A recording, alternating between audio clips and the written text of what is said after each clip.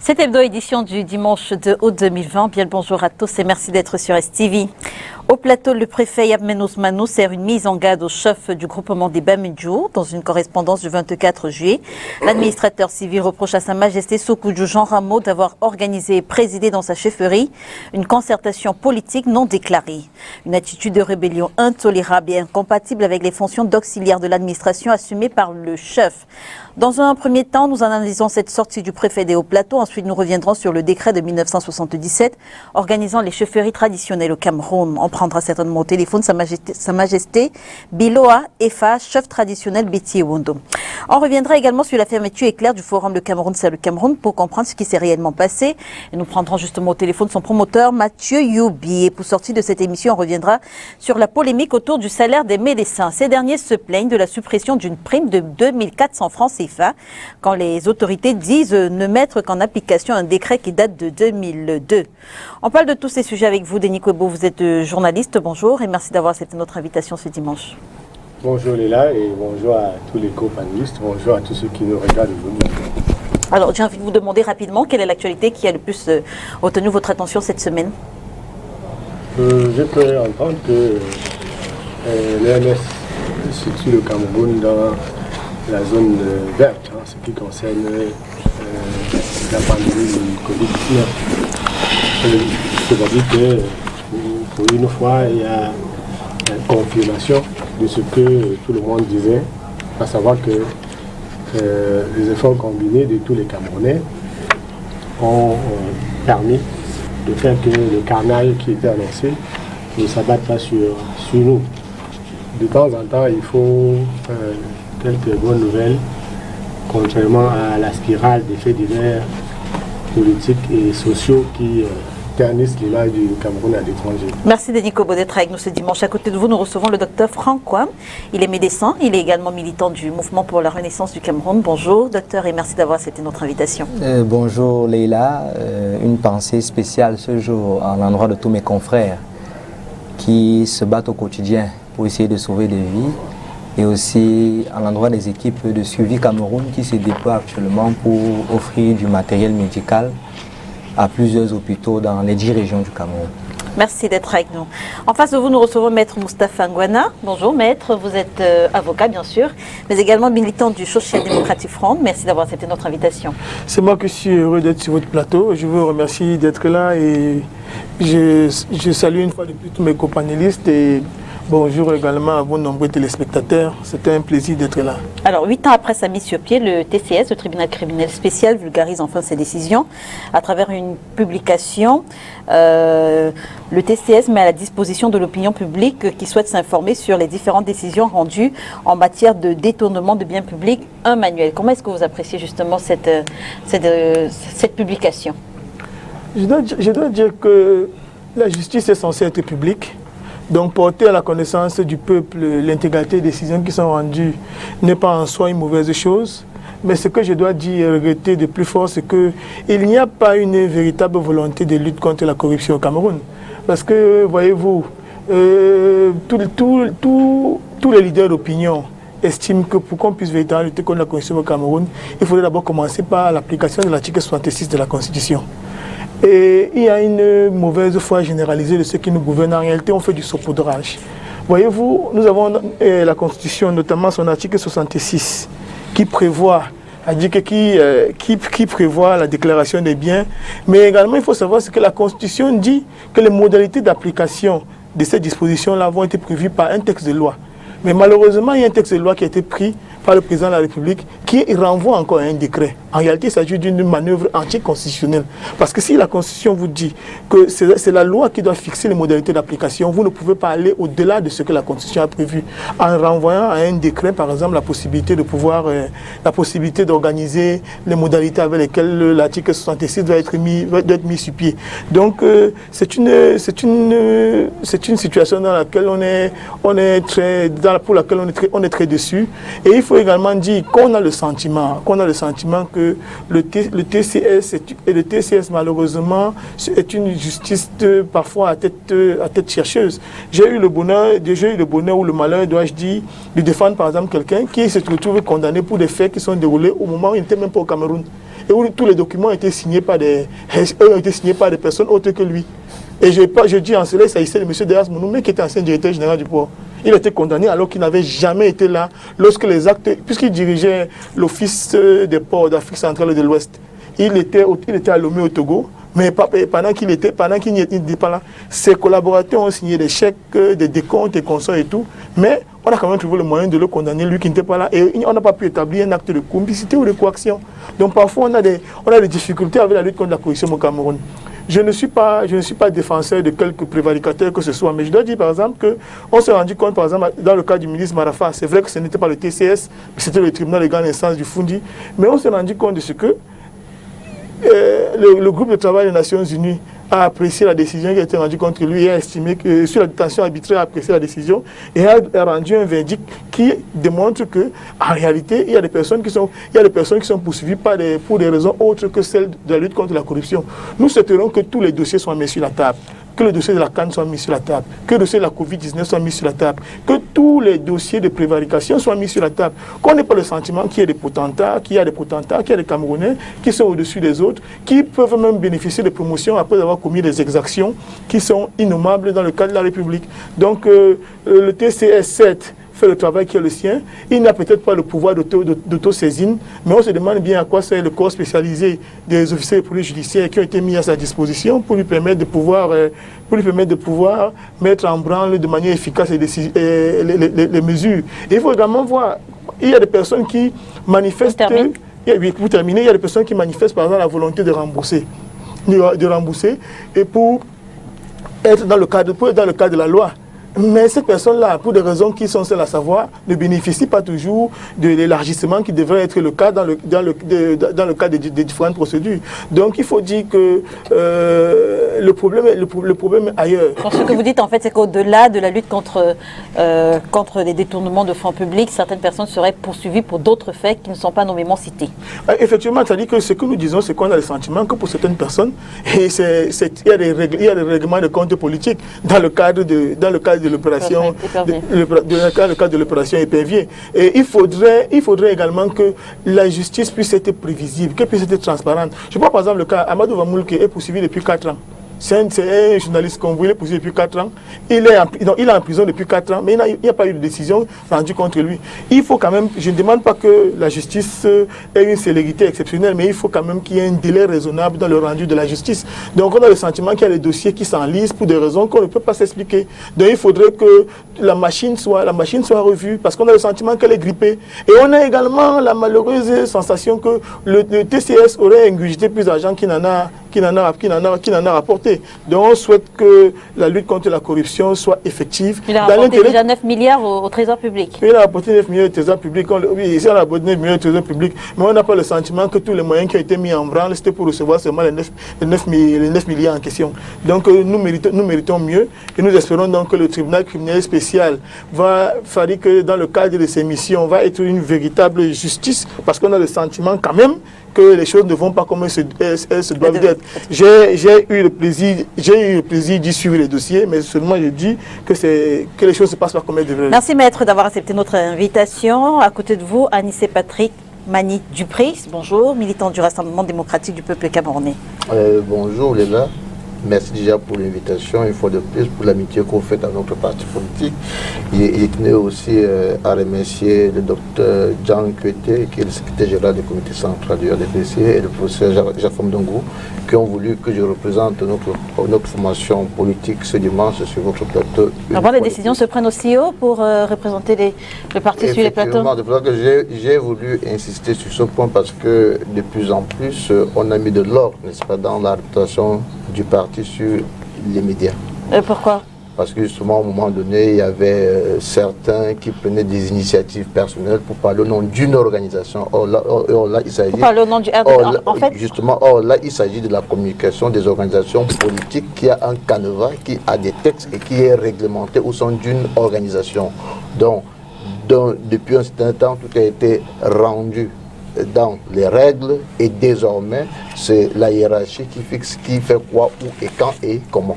En fait, au RDPC, on ne veut plus que le parti soit représenté sur les plateaux par ceux qui ne suivent pas une certaine ligne. Non, on ne veut plus que les gens prennent la parole au nom du RDPC sans avoir été mandatés. D'accord. Alors, avec vous Anissé Manis, on parle de cette affaire qui alimente la toile depuis quelques jours. Le sous-préfet de Kribi qui aurait tiré et tué accidentellement sa compagne. Quel est le regard que vous portez justement sur cette affaire-là? Bon, pour le moment, je ne peux pas avoir un regard particulier sur une affaire qui est en cours, dont je n'ai pas les éléments. Je ne veux pas me faire passer pour un savant du non-savoir. Oui. J'attends comme vous que les enquêteurs nous disent exactement ce qui s'est passé. Pour le moment, moi je n'ai rien lu venant des autorités judiciaires sur cette affaire, et comme bon citoyen, j'attends que les responsables de cette affaire nous disent clairement ce qui s'est réellement passé. Vous avez lu quand même les articles de presse qui ont donné la parole à la famille La presse, je suis désolé de vous le dire, je ne crois pas beaucoup aux médias d'investigation dans notre pays. Vous savez, la presse au Cameroun est beaucoup plus à gage. C'est-à-dire que chacun défend sa chapelle, chacun défend ses idéologies, et les gens disent un peu de tout sur tout le monde, à tout moment et n'importe comment. Donc moi j'attends que ceux qui sont en charge de suivre cet incident ou bien ce crime, n'est-ce pas, puissent nous dire réellement ce qui s'est passé. Mais par contre, j'aimerais dire une chose très rapidement à ce qu'a dit Maître tout à l'heure. Je suis un peu mal à l'aise lorsque les mêmes accusent ceux qui nous gouvernent d'être des bandits, mais à chaque fois qu'on prend donc une initiative pour mettre donc cela face à leurs responsabilités, ils deviennent encore les mêmes qui trouvent que ce sont des innocents. S'il y a une particularité qui est dans notre parti, qui est le RDPC, c'est que nous ne défendons pas tous ceux qui ont été rendus coupables des exactions de la fortune publique. Parce que chez nous, c'est clair. Que vous soyez notre camarade, notre ami, notre grand ami, avec qui on a eu à cheminer, lorsque vous mettez vos mains dans la fortune publique, vous trahissez non seulement la personne qui vous a nommé, mais vous trahissez également le peuple qui a élu cette personne-là. Parce que après tout, il s'agit de l'argent du contribuable. Et c'est trop facile pour un avocat qui a eu à défendre un suspect de venir dire sur un plateau que son client est propre. Mais si, il n'a rien fait. Et puis même quand on parle de Anissé Mani-Dupré, s'ils ont autant pu détourner, autant que les chiffres le disent, est-ce que ce n'est pas également la faute des pouvoirs de ceux qui sont censés justement contrôler ces gestionnaires-là?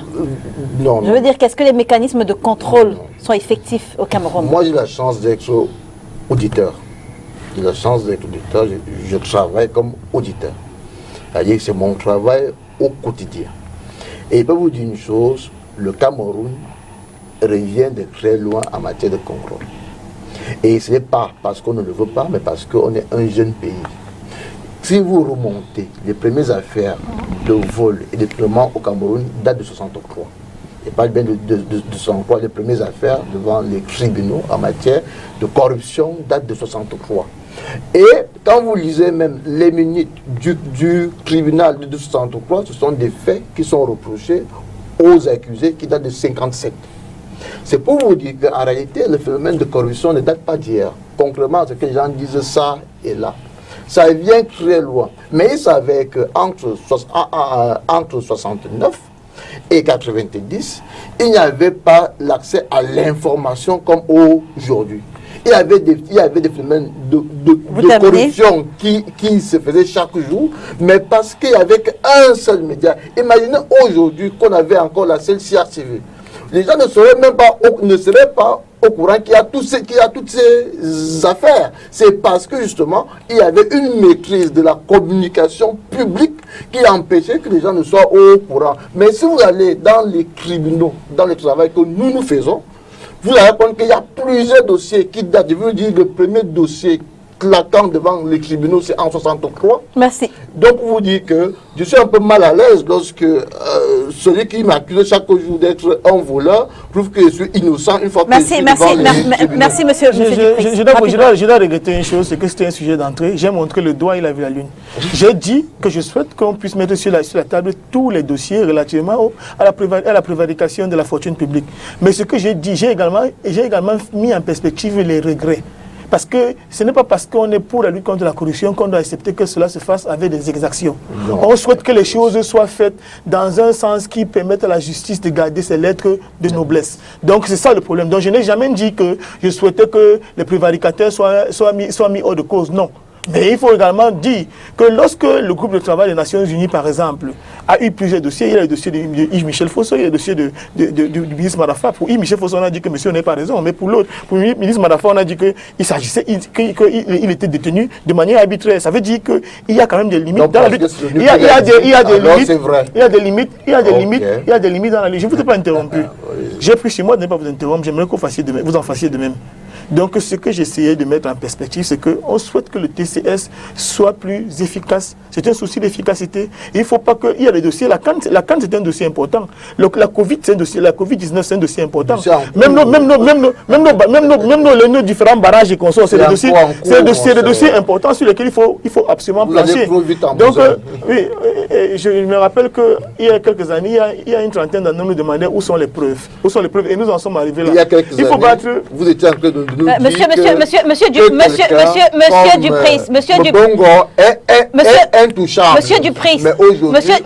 Dupris, la règle c'est qu'on ne s'interrompt pas.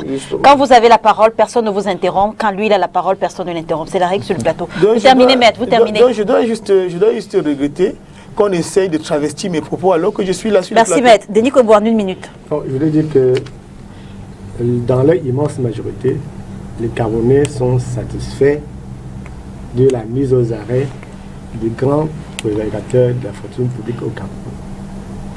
Il en reste quelques-uns, mais c'est important de dire que l'élément moral pour les Camerounais est plus important que l'élément matériel en matière de détournement des deniers publics. Les Camerounais ont ceci de particulier qu'ils voient ceux qui pillent les caisses de l'État. Tout le monde le voit au quotidien. C'est vrai que beaucoup bénéficient de cette rente-là, à commencer par les journalistes. Je crois que c'est les principaux bénéficiaires de l'argent détourné au Cameroun. Ça, tout le monde en a les preuves. Et c'est pour ça que ce sera difficile que la communication soit saine en la matière. Cela dit, il y a des Camerounais qui sont poursuivis pour avoir tenté de soutirer un porte-monnaie. Ils sont en prison. L'État du Cameroun investit de l'argent pour poursuivre les gens qui ont tenté de soutirer un porte-monnaie. Ce qu'on doit dire du TCS, c'est que c'est un tribunal qui a été mis sur pied par ceux qui volent au Cameroun. Ce tribunal, c'est un tribunal de privilégiés. Absolument. Alors, donc, ceux qui y sont, que Dieu les y garde, parce que c'est important, il faut que Dieu garde ceux qui sont en prison pour qu'ils continuent de rester en prison.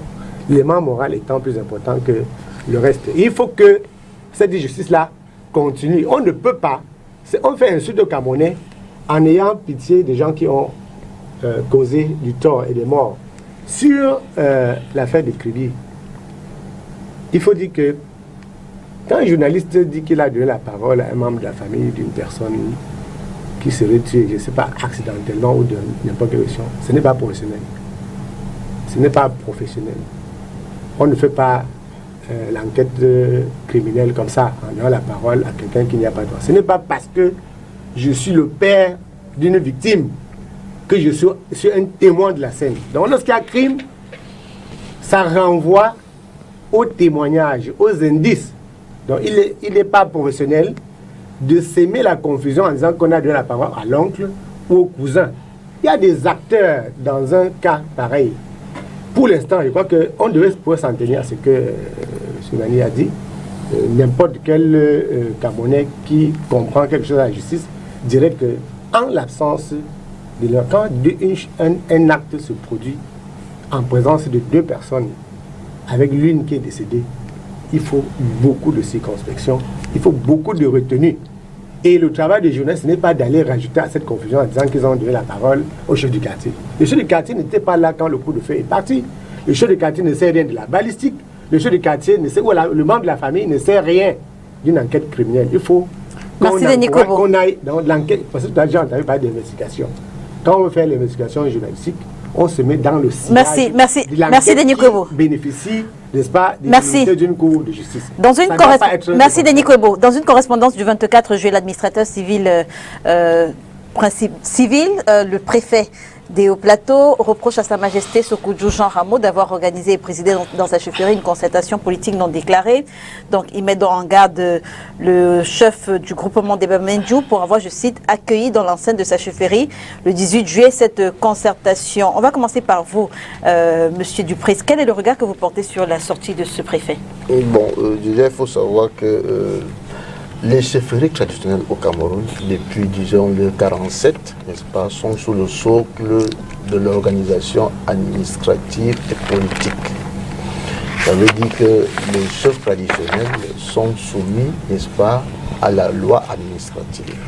De un, ça il faut le connaître. De deux, le décret de 90, dont j'aimerais vous faire lecture, dans le numéro 90/55 on y va rapidement. Décembre 1990, qui fixe le régime des réunions et manifestations publiques dans ce chapitre 2. La loi. Dans son chapitre 2 et chapitre 3, dit clairement ce qui doit être fait en termes de manifestations publiques. Ce que j'observe, c'est que ceux qui ont pris part à cette réunion ne sont pas de la chefferie Bamendjou. Ils n'habitent même pas à Bamendjou. Ils sont tantôt à Yaoundé, tantôt à Douala, tantôt.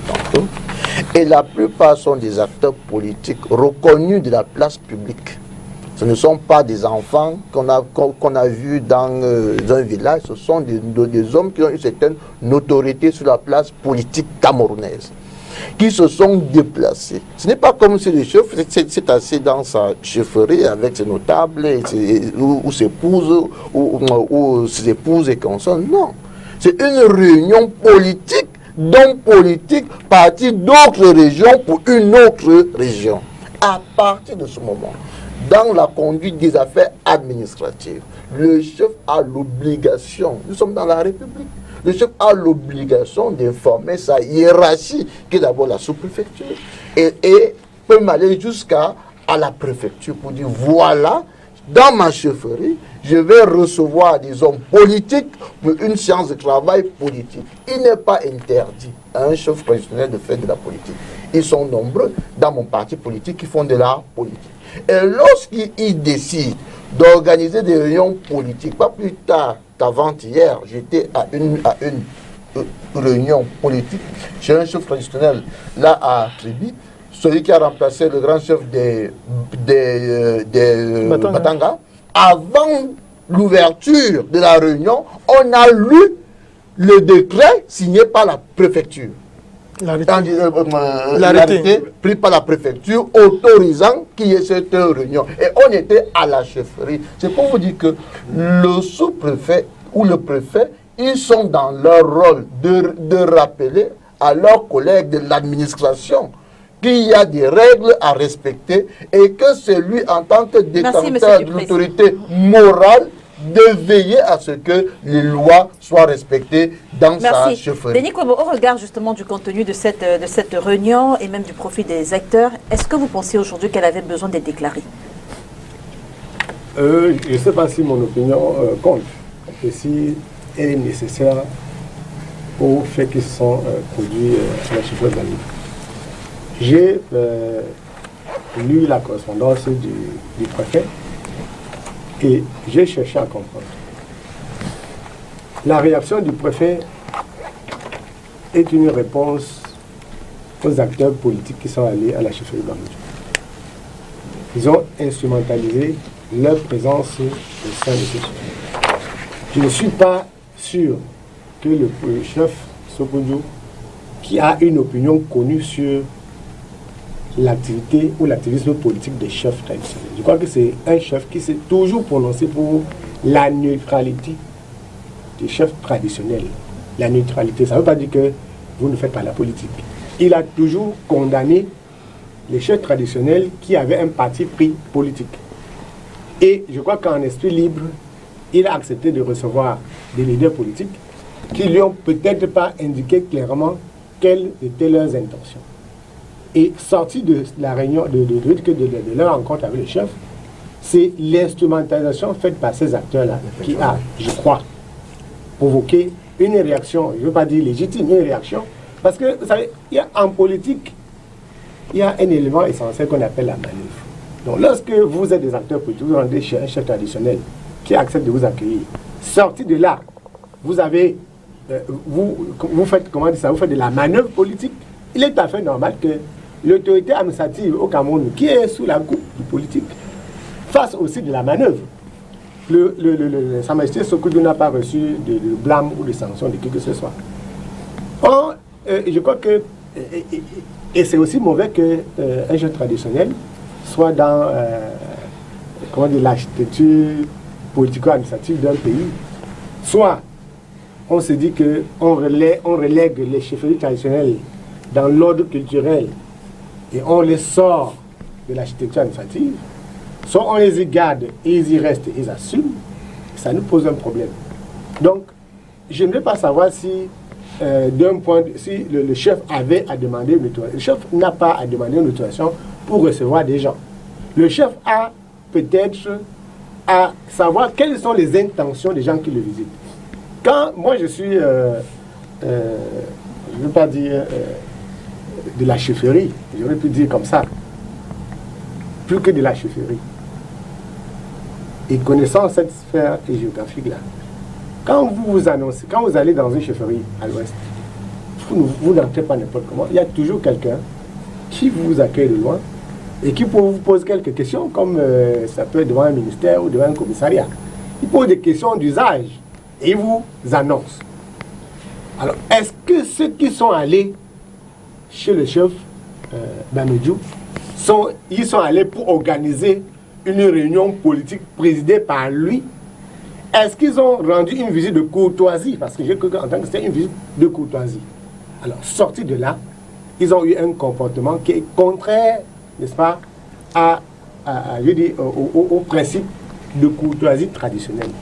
Sorti de là, ils n'avaient pas à, je dis, instrumenter outre mesure leur rencontre. Et quand on rencontre un chef d'abord, un chef traditionnel comme le chef Sokudjo, ou n'importe quel autre chef traditionnel, ce n'est pas pour sortir rapidement. Vous terminez, Denis Kobo. Il y a 1000 personnes qui entrent dans les chefferies chaque jour, même chez le roi Sokudjo. Ils ne se prennent même pas en photo, ils ne les balancent pas n'importe comment, ils ne font pas...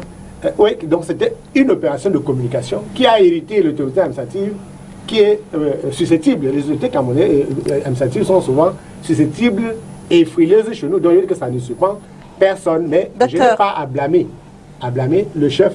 Moi, je parle même d'un point de vue, on n'a pas à le blâmer, mais il en a eu pour son grade parce qu'il a reçu des gens qui avaient des intentions autres qu'une visite. Docteur Kouam, selon la nouvelle expression, ne sont inquiétés depuis la colonisation au Cameroun que les chefs qui refusent résolument de se mettre aux côtés de l'administration, quand ceux qu'ils font ont la quiétude et bénéficient même parfois des faveurs et largeurs politiques de la part du pouvoir. Le journal en veut pour preuve la nomination au Sénat de Bombo Djoya ou même encore de Njomo Pokam. Est-ce que cette lecture s'y est à votre analyse? Léla, avant de répondre à votre question, j'aimerais qu'on relise ensemble la mise en garde du préfet. Rapidement. Parce qu'il y a quand même quelques incongruités à l'intérieur. À la première ligne, le préfet dit « Il me revient que vous avez organisé et présidé dans votre chefferie une concertation politique non déclarée. Le samedi 18 juillet 2020, en violation flagrante de la loi numéro 90/054 du 19 décembre 90. » Mais lorsque vous lisez cette loi, que dit la loi 90/54? C'est la loi sur le maintien de l'ordre. Comment le préfet veut opposer au chef une loi qui s'oppose à lui? Ça, c'est la première incongruité. Ce n'est pas la loi sur la liberté d'association qui le dit. Supposons même qu'on s'arrête là, supposons qu'il voulait citer la loi sur la liberté d'association. Je crois que jusqu'à preuve du contraire, la chefferie est un domicile privé. Et que dans la loi sur la liberté d'association, c'est un domicile privé, je suis désolé. Et que dans la loi sur la liberté d'association, on commence en disant qu'est-ce qu'une manifestation publique. On définit ce que c'est qu'une manifestation publique. Une manifestation publique ne saurait se tenir dans un lieu privé. Le chef les a reçus, je ne crois pas que c'est dans sa cour. C'était dans une partie de sa chefferie. Très bien. Alors, lorsque on avance et qu'on dit de plus, au mépris des dispositions pertinentes de l'article 20 du décret 77/245 du 15 juillet 1977 portant organisation des chefferies traditionnelles, vous avez mis en péril l'ordre public et la légalité. Lorsque vous lisez le même décret à son article 20, l'article 20 dit ce que les chefs traditionnels en tant qu'auxiliaires de l'administration doivent faire. Donc il est donc incongru de dire qu'un texte qui vous dit ce que vous devez faire viole, c'est-à-dire vous l'avez violé, vous l'avez plutôt comment dire, mis en péril l'ordre parce que on n'a pas dit que vous ne faites pas ça. Je ne crois pas que dans cet article on dit au chef que vous ne devez pas recevoir des gens chez vous. Ce n'est pas normal. Et puis il continue, il dit aussi, aurais-je l'honneur de vous mettre en garde qu'en cas de récidive, je prendrai toutes mes responsabilités, conformément à l'article 29 du décret suscité. L'article 29 du décret suscité dit exactement les sanctions encourues. Et dans quel cas ces sanctions peuvent être encourues. Et je ne crois pas que recevoir une consultation politique fait partie des cas pour lesquels un chef traditionnel doit recevoir une sanction. Non, il s'agit, je pense qu'ici l'administrateur, même lorsqu'il fait sa lettre, il doit bien référencer sa lettre. Ça, c'est la première des choses. Et maintenant, lorsque je reviens à votre question, je vous mettrai au défi de nous donner le nombre de chefs traditionnels qui étaient ouvertement contre le pouvoir et qui ont reçu des... Je ne sais pas si on peut même dire même seulement la paix de la part de ce pouvoir. Je vous mettrai au défi. Tous ceux qui sont pour le pouvoir, qui sont pour le RDPC, on a vu qu'ils ont été nommés, ils bénéficient de la largesse, ils ont tout le champ qu'ils veulent. Mais lorsque vous dites être contre le pouvoir, même si vous n'êtes pas ouvertement avec l'opposition, vous êtes frappé. Et Maître fait bien de citer Samaïsé Bilo Efa. Si vous voyez le traitement réservé... Juste après avoir pris Maître, après avoir pris la première réaction de Maître, on va justement contacter Sa Majesté Bilo Efa pour avoir le regard qu'il porte sur cette affaire. Très bien. Donc, heureusement que vous allez... Ça, c'est aussi l'affaire. Mais si on revient sur l'affaire de Sa Majesté Bilo Efa... Non, on ne parle pas de Sa Majesté. On ne parle pas de l'affaire de Sa Majesté Bilo Efa. D'accord, il n'y a pas de souci. Si vous voulez. Très bien. Donc, pour terminer, nous disons, il est temps qu'on puisse réellement être dans une république.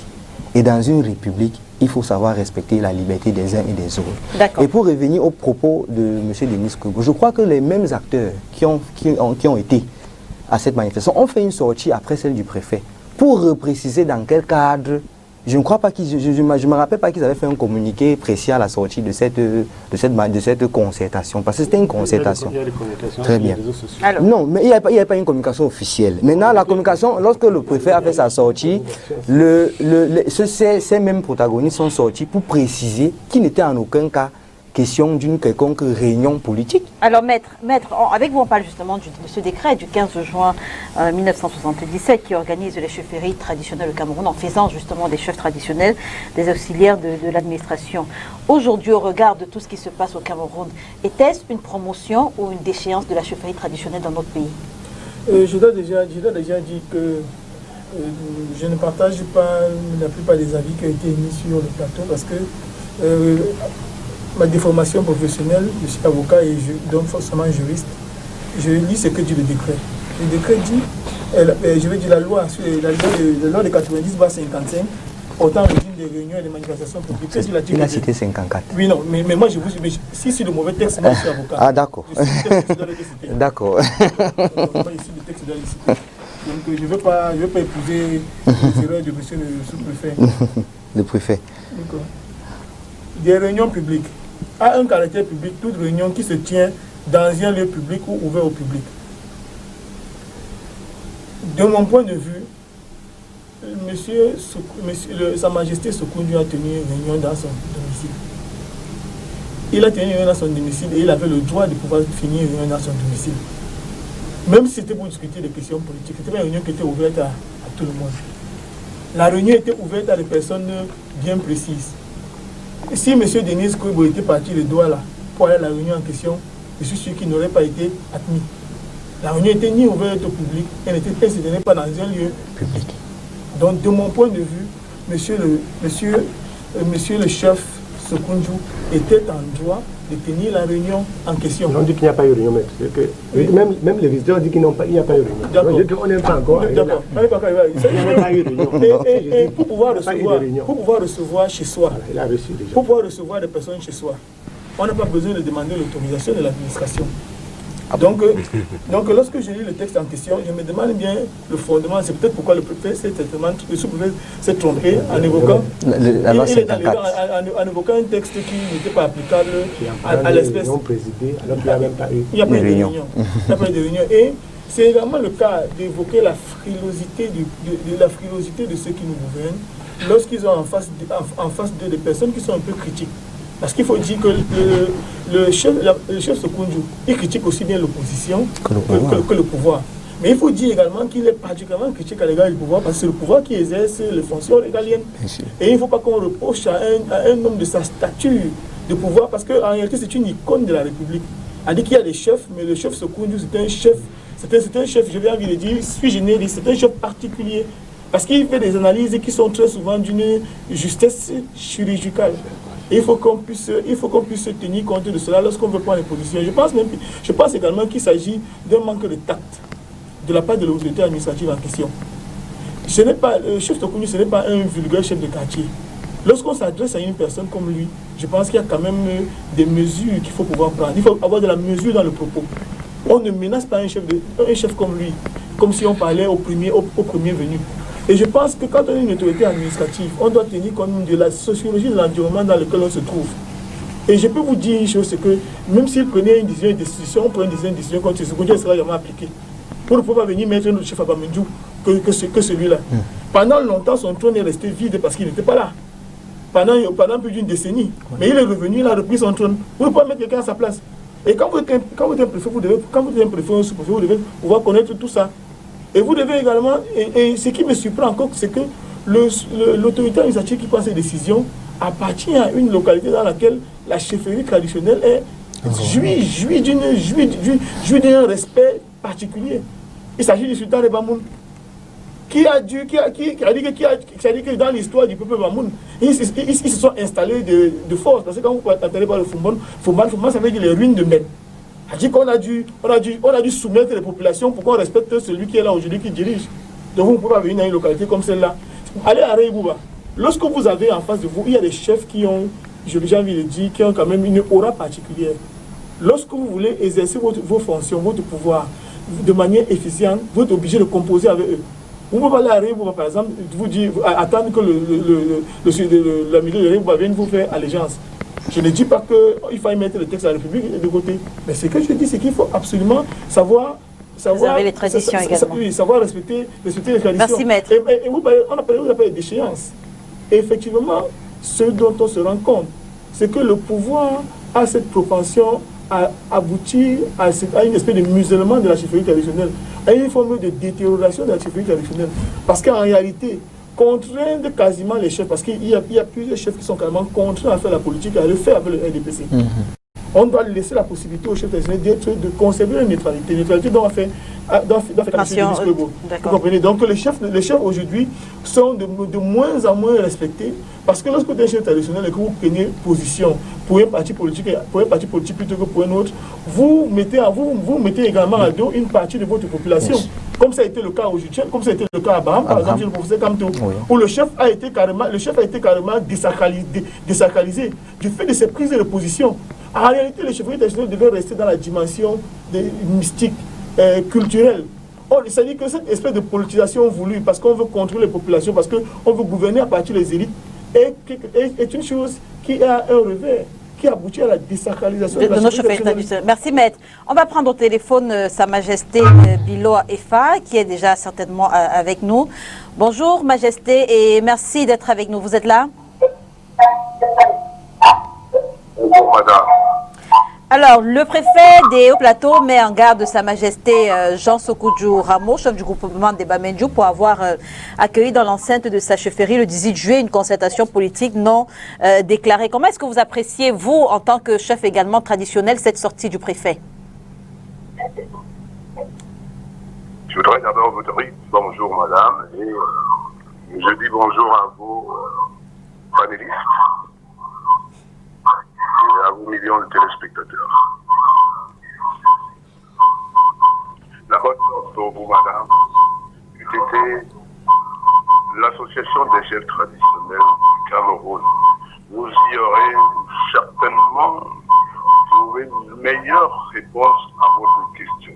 Bien que les corporations dans notre pays soient toutes à l'image de nos assemblées institutionnelles, c'est-à-dire inféodées.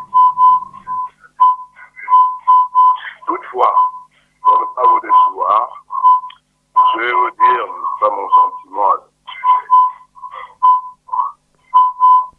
Le décret de 77 portant organisation des chefferies traditionnelles, modifié et complété par le décret de 82, et on ne peut plus clair en son article 29 qui traite des sanctions en la matière. Le triste constat est que non seulement il y a des poids, des mesures, mais il est exploité de façon ordonnée par l'autorité administrative. Du coup, on en vient à se poser la question de quel côté faut-il se placer pour être hors de portée des canons. Nous avons bâti un État, des comportements qui relèvent de l'époque coloniale participent de la destruction des fondations de la nation, notre nation. Un État est régi par des lois. Tout citoyen est en devoir de les respecter, fût-il le président de la République. Je ne veux pas m'étendre plus là-dessus. J'espère vous avoir apporté une petite satisfaction à votre préoccupation. Je m'en excuse si je vous aurai déçu à vos attentes.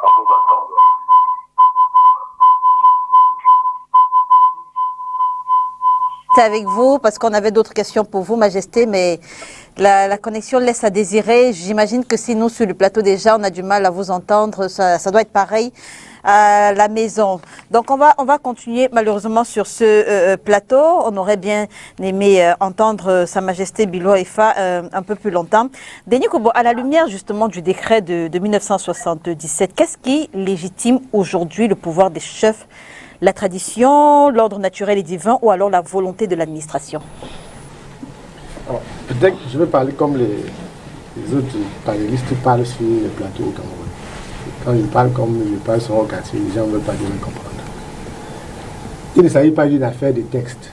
La chefferie, les textes, c'est parce qu'il y a la loi dans la République.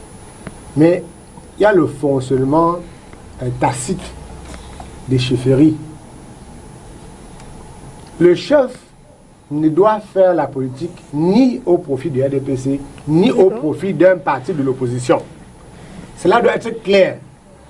Et la chefferie n'est pas le domicile privé du chef. Donc je préfère parler comme ça, un peu plus fort d'autorité, parce que j'y ai droit.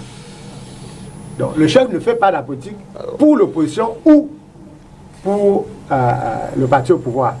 Quand ça nous arrange, ouais, de temps en temps, ça nous arrange.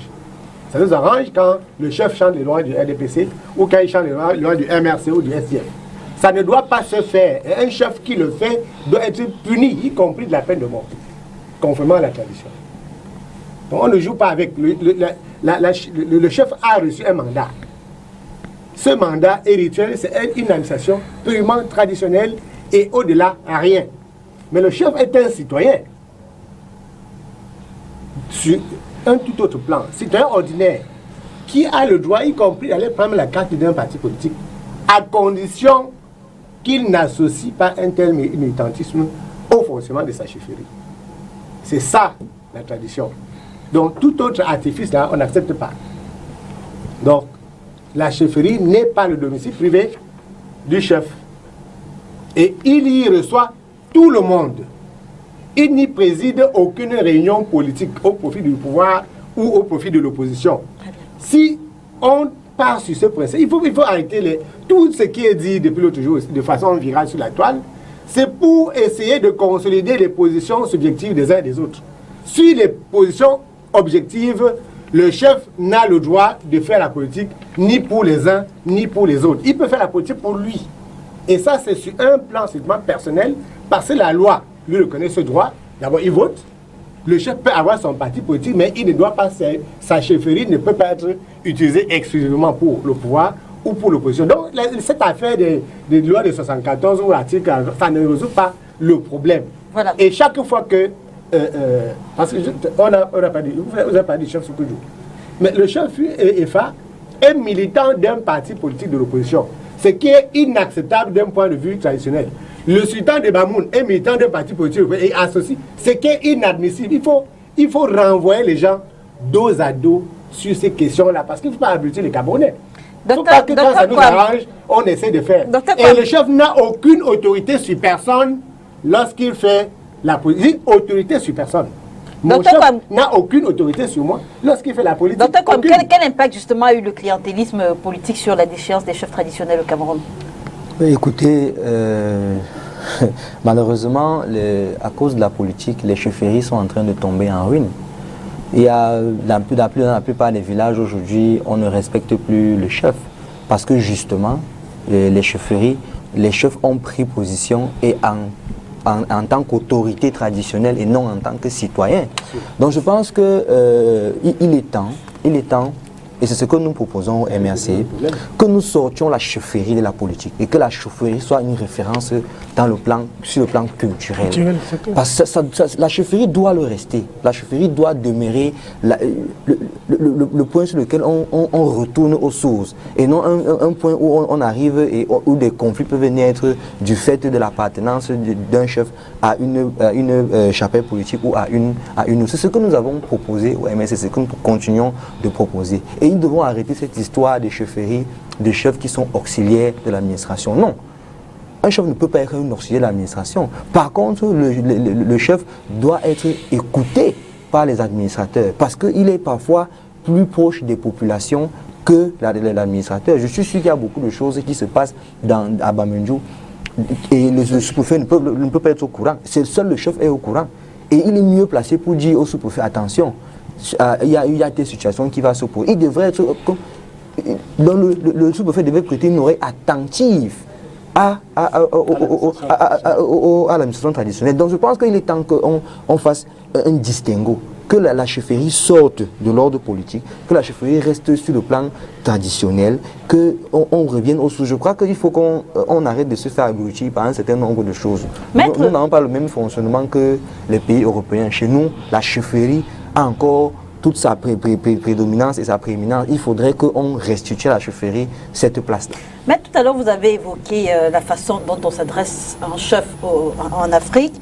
On se serait justement peut-être attendu à ce que cette sortie du préfet des Hauts-Plateaux contre le chef des Bamendjou provoque une levée de boucliers d'autres chefs au Cameroun. Mais ceci n'a pas eu lieu. Comment l'expliquer? Je crois que vous enfoncez une porte ouverte. La plupart des chefs traditionnels, et malheureusement, de la région à laquelle appartient le chef de Bamendjou, sont encartés, et ils sont encartés RDPC. Que ce soit dans les Bamboutos, dans les Hauts-Plateaux, dans la plupart des 8 départements de la région de l'Ouest, la grande majorité des chefs sont des militants avérés, ouverts du RDPC. Et c'est ça qui fait problème. Donc on ne peut pas attendre d'un chef qui est proche du RDPC venir soutenir celui qui aujourd'hui dans la région de l'Ouest est le régnant le plus ancien. Parce que je crois que ça fait bientôt 60 ans qu'il est à la tête de sa chefferie. Et sur le plan même de la mystique traditionnelle, c'est un des plus respectés, il est respecté même par les autres chefs. Donc, c'est un véritable gardien de tradition quand on parle de culture et consorts. Donc, il ne faut pas être surpris qu'il ne soit pas, qu'aujourd'hui ne soit pas, qu'il ne soit pas en odeur de sainteté avec le pouvoir en place. Et je vais également dire que tout à l'heure, on a évoqué ici la question d'une autorisation qui aurait été délivrée au chef de Batanga. Ce que je dois dire, c'est que j'ai parfois le sentiment que lorsqu'il y a une actualité qui est brûlante, on essaye de trouver des moyens de pouvoir, rendre ridicule, par exemple, le chef qui aurait posé un acte qui ne va pas dans le sens du pouvoir. Donc, ça dit que ces chefs-là qui généralement organisent des rencontres dans leur chefferie et consorts sans demander la moindre autorisation. Aujourd'hui, on va vous dire qu'à Kribi, c'était purement objectivé. Objectivé certainement dans le but de décrédibiliser un peu le chef de Bamendou. Je reste sur la position qui est la mienne, c'est que si le chef veut recevoir des gens dans sa chefferie, il n'a pas besoin d'une quelconque autorisation. Donc, et cela n'est nullement en porte-à-faux avec la loi 90/055 que j'ai évoquée tout à l'heure. Donc, il ne faut pas que la loi soit lue de manière partisane. Donc, j'ai lu également la loi. En tout cas, je l'ai lu à haute voix pour chacun d'entre nous ici. Puisqu'un Paul lui reçoit des délégations politiques au palais présidentiel, qui ne demande pas la loi, il ne demande pas l'autorisation. Voilà. Puis c'est une réunion, si on considère ça comme étant une réunion politique. Et nous, n'est pas au-dessus de la loi. Et nous, les juristes, je vous en prie. Le préfet est placé sous le biais. Vous n'avez rien compris alors. Le préfet est le représentant du chef de l'État et du gouvernement dans son unité administrative. Mais en termes de manifestation publique, seul le sous-préfet signe une autorisation. Mettre encore la parole. Moi, je suis juriste. Et on dit, là où la loi ne distingue pas, il ne faut pas distinguer. Voilà. Ce sont des principes d'interprétation. Vous comprenez? Ce sont des règles d'interprétation qu'il faut connaître. Et si cela s'applique au chefferie traditionnel, ça devrait également s'appliquer à la présidence de la République comme il s'est dit. Ça n'a rien à voir. Parce que le président de la République... Ça n'a rien à voir. Monsieur Dani, j'ai vu des sous-préfets assister aux réunions qui sont déclarées et autorisées. C'est-à-dire, le sous-préfet même assiste, mais il y a une autorisation. Ça ne veut pas dire que si le sous-préfet est présent ou le préfet est présent. Ça veut dire que la loi est là pour tout le monde. Là-bas, c'est la hiérarchie du pouvoir administratif. Ce que nous disons, c'est que la réunion n'a pas Ne mélangeons pas les choses. Le chef d'État n'a pas demandé une autorisation au préfet. J'ai dit non. J'ai dit non. J'ai dit non. Il déclare. Il déclare.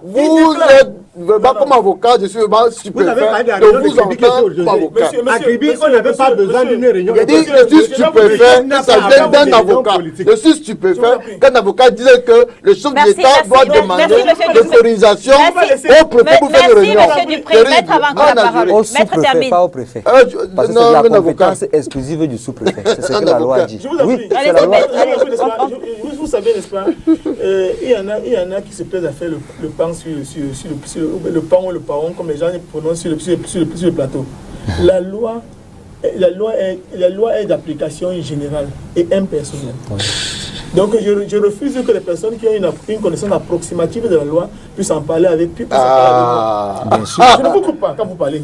Je ne vous coupe pas quand vous parlez. Maître de loi. Je ne vous coupe pas quand vous parlez. Monsieur Dupré. Lorsque je vous dis par exemple, en Allemagne, Angela Merkel se retrouve en train de... Elle a un meeting qu'elle a organisé dans un coin bien précis. Il y a tellement d'effervescence populaire, elle s'arrête en route, elle veut commencer à faire le bain de foule. La police allemande lui dit, madame, vous rentrez dans votre voiture, c'est là-bas que vous devez faire la réunion en question. Oui. Parce qu'il y a la loi. Et c'est ça le problème que nous avons. Ça, c'est le cas avec la République, où la loi est d'application discriminée. Alors, lorsque il y a un texte qui est pris, on n'a pas fait une exception au chef de l'État. Oui. On n'a pas fait une exception au gouverneur. On n'a pas fait une exception au maire. Lorsque la loi existe, il appartient à nous tous de la respecter. Merci, maître. Il va sans dire que, en tant que chef de l'État, s'il fait la déclaration, je vois mal le sous-préfet qui va dire qui va interdire. Mais seulement, la démarche, c'est qu'il faut absolument qu'il fasse déclaration. Les meetings de RDPC ici, présidés par le chef de l'État, ont reçu... Il y a autorisation. Présidé par le chef de l'État, non? C'est pas lui qui organise. C'est lui qui organise, il ne demande pas. Mais c'est lui qui organise. Il y a un organisateur. C'est contradictoire, monsieur. Donc ça veut dire que si le MINAD organise un meeting, il ne déclare pas parce qu'il est autorisé. Il n'a rien compris. J'ai suivi beaucoup d'incongruités. J'ai suivi beaucoup d'incongruités sur ce plateau. De 1, la chefferie n'est pas un domicile privé. Il faut bien le comprendre. La chefferie n'est pas un domicile privé. Cessez de faire les acrobaties. La chefferie est un lieu public dont le tenant est un auxiliaire d'administration. Je vous rappelle que les décisions coutumières font office de loi dans notre pays. Il ne faut jamais perdre ça de vue. La chefferie n'est pas un lieu privé de 2 mètres.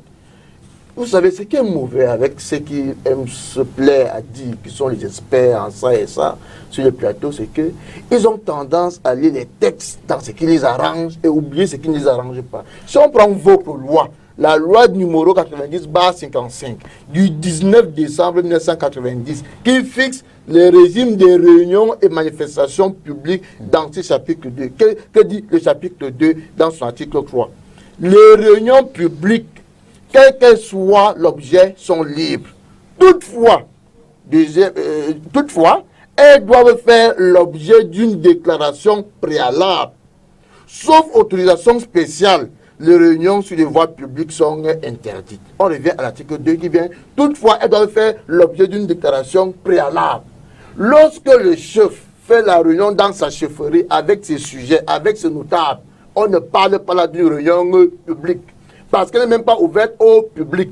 C'est sa réunion avec ses sujets. Mais lorsqu'il reçoit des gens qui n'ont rien à voir avec son autorité traditionnelle, je vous en prie, je vous en prie. Vous avez demandé que je vous laisse parler, ne laissez pas donc parler. Parce que vous avez fait beaucoup d'acrobaties intellectuelles pour aller dans n'importe quoi. Lorsque le chef reçoit des hommes politiques qui ne sont pas originaires de sa chefferie, et donc qui n'ont rien à voir avec son autorité politique, et sont des hommes politiques qui sont bien connus de la place publique nationale, dont certains ont été coupables de faits, de désordre à l'ordre public dans leur lieu de résidence par le passé. Lorsqu'il reçoit ces gens-là, il se doit, selon la loi, de déclarer cette réunion. On n'est pas dans la République des chefferies, on est dans la République qui a des lois que chacun doit respecter. Je suis de Bamena. Peut-être que vous ne le savez pas. Et chez moi, il y a une chefferie. Lorsqu'il y a des réunions politiques à Bamena, mon cher ami, il y a une déclaration parce qu'on respecte les lois. Donc, il faut cesser un peu de dire du n'importe quoi. Merci. Ils ont dit beaucoup de choses là. Oui.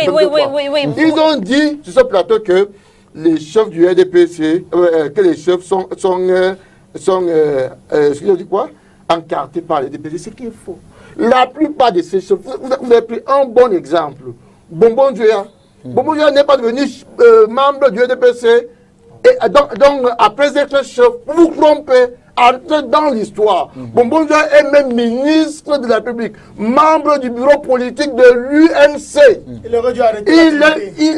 Il est ministre du RDPC. Il est même vice-président du comité central du RDPC. Je ne sais pas si vous êtes au courant avant d'être chef supérieur. Et la plupart des chefs traditionnels qui sont dans les RDPC, qui ont des promotions dans l'appareil gouvernant, ont été des hauts fonctionnaires avant d'être chef. Le seul problème qu'il y a avec les chefferies dans notre pays est que la plupart des chefs qui y sont aujourd'hui ont d'abord été des hauts fonctionnaires avant d'être chef.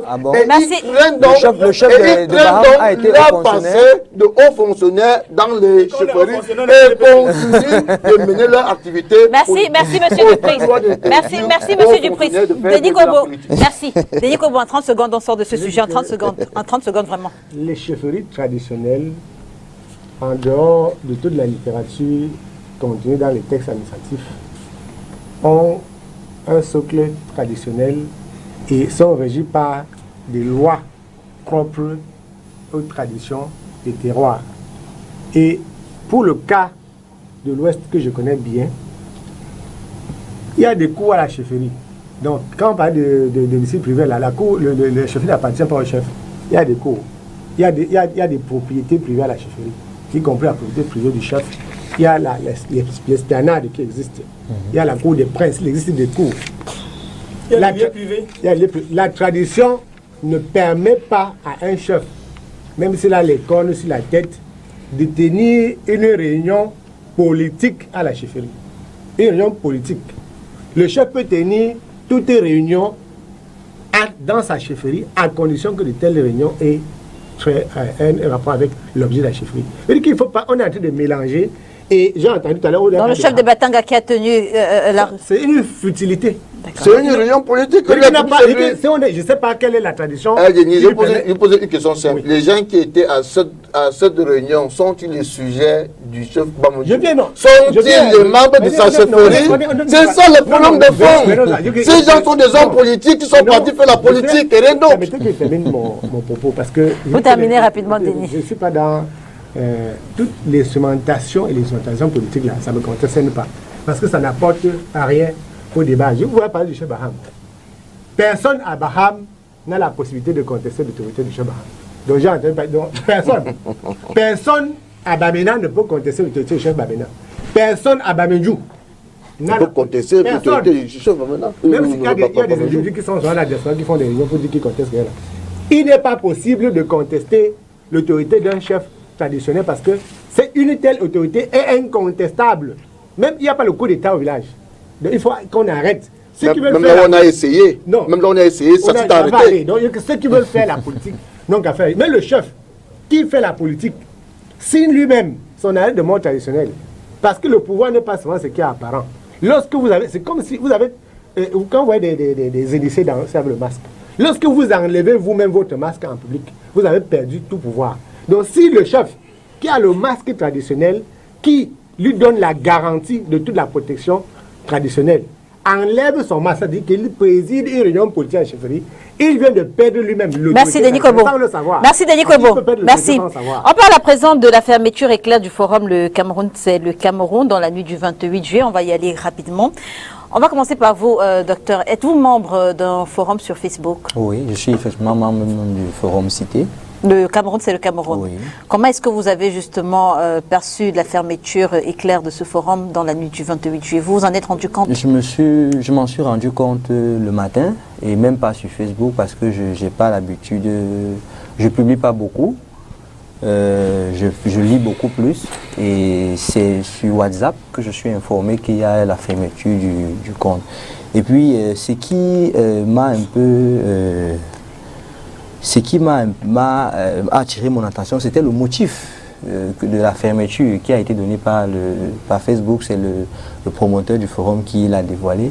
Le forum salirait l'image du Cameroun et ce serait l'un des motifs, je crois qu'il y avait deux, de fermeture du compte, du forum Facebook. À mon avis, je pense que c'est une atteinte grave à la liberté. Je pense que jusqu'à présent, on est attachés tous. En démocratie, on est liés. On est attachés tous au principe de la liberté. Et étant sur ce forum, j'ai quand même remarqué, je ne suis pas dans d'autres forums, mais sur ce forum, j'ai vu beaucoup de gens se plaindre que leur publication avait été supprimée. Pourquoi vous êtes particulièrement sur celui-là et pas, vous dites que vous n'êtes pas... J'avais été invité et puis j'avais accepté l'invitation. C'est le seul forum qui vous a invité? Je suis dans plusieurs autres forums, dont des forums de médecins et tout. Donc, mais ce forum, il y a beaucoup de personnes qui y publient. Du coup... Denis Kwebo, Denis Kwebo. Denis Kwebo, on ne s'interrompt pas. Denis Kwebo. Il semble que M. Denis Kwebo a le don d'ubiquité ou bien il lit dans les pensées, je ne sais pas. Mais il y a le pouvoir divinatoire pour savoir ce que les gens pensent. Mais je sais que je suis sur le forum parce que j'y ai été... Denis Kwebo, je vous en prie. Nous nous connaissons ni d'Adam ni d'Ève. Donc, s'il vous plaît, priez de respecter quand même ce que je dis. Vous me traitez pratiquement là de menteur et c'est très mal placé. Voilà. Donc j'y étais, oui, sinon, s'il vous plaît, je n'irai pas au tribunal pour ça. Nous sommes des Camerounais, on peut se parler et puis s'entendre. J'ai été dans ce forum, j'ai vu plusieurs personnes se plaindre de publications qui auraient été supprimées par les administrateurs et tout. Lorsqu'on dit qu'on ferme parce que le forum salit l'image du Cameroun, je m'interroge. Qui salit l'image du Cameroun? S'il fallait fermer tout ce qui salit l'image du Cameroun, j'ai peur que beaucoup de choses auraient été fermées au Cameroun. Oui, parce que ceux qui salissent l'image du Cameroun, on sait qui ils sont. Ce sont ceux qui détournent 3 000 milliards pour la canne.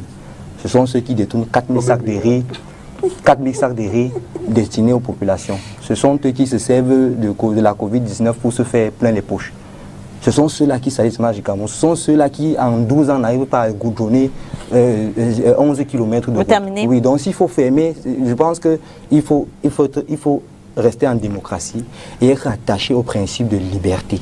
Quelqu'un vous dit ce qui n'est pas, ce qui est faux, et vous estimez que vous avez été sali, vous allez au tribunal, vous allez porter plainte. Si vous estimez que vous pouvez faire un droit de réponse, vous le faites en démocratie, on se parle, on ne bagarre. Quelle est votre réaction justement quand vous apprenez, en tant qu'avocat, quand vous apprenez la fermeture, même si elle a été éclair, comme je le disais à l'entame de cette émission, quand vous apprenez la fermeture d'un tel forum?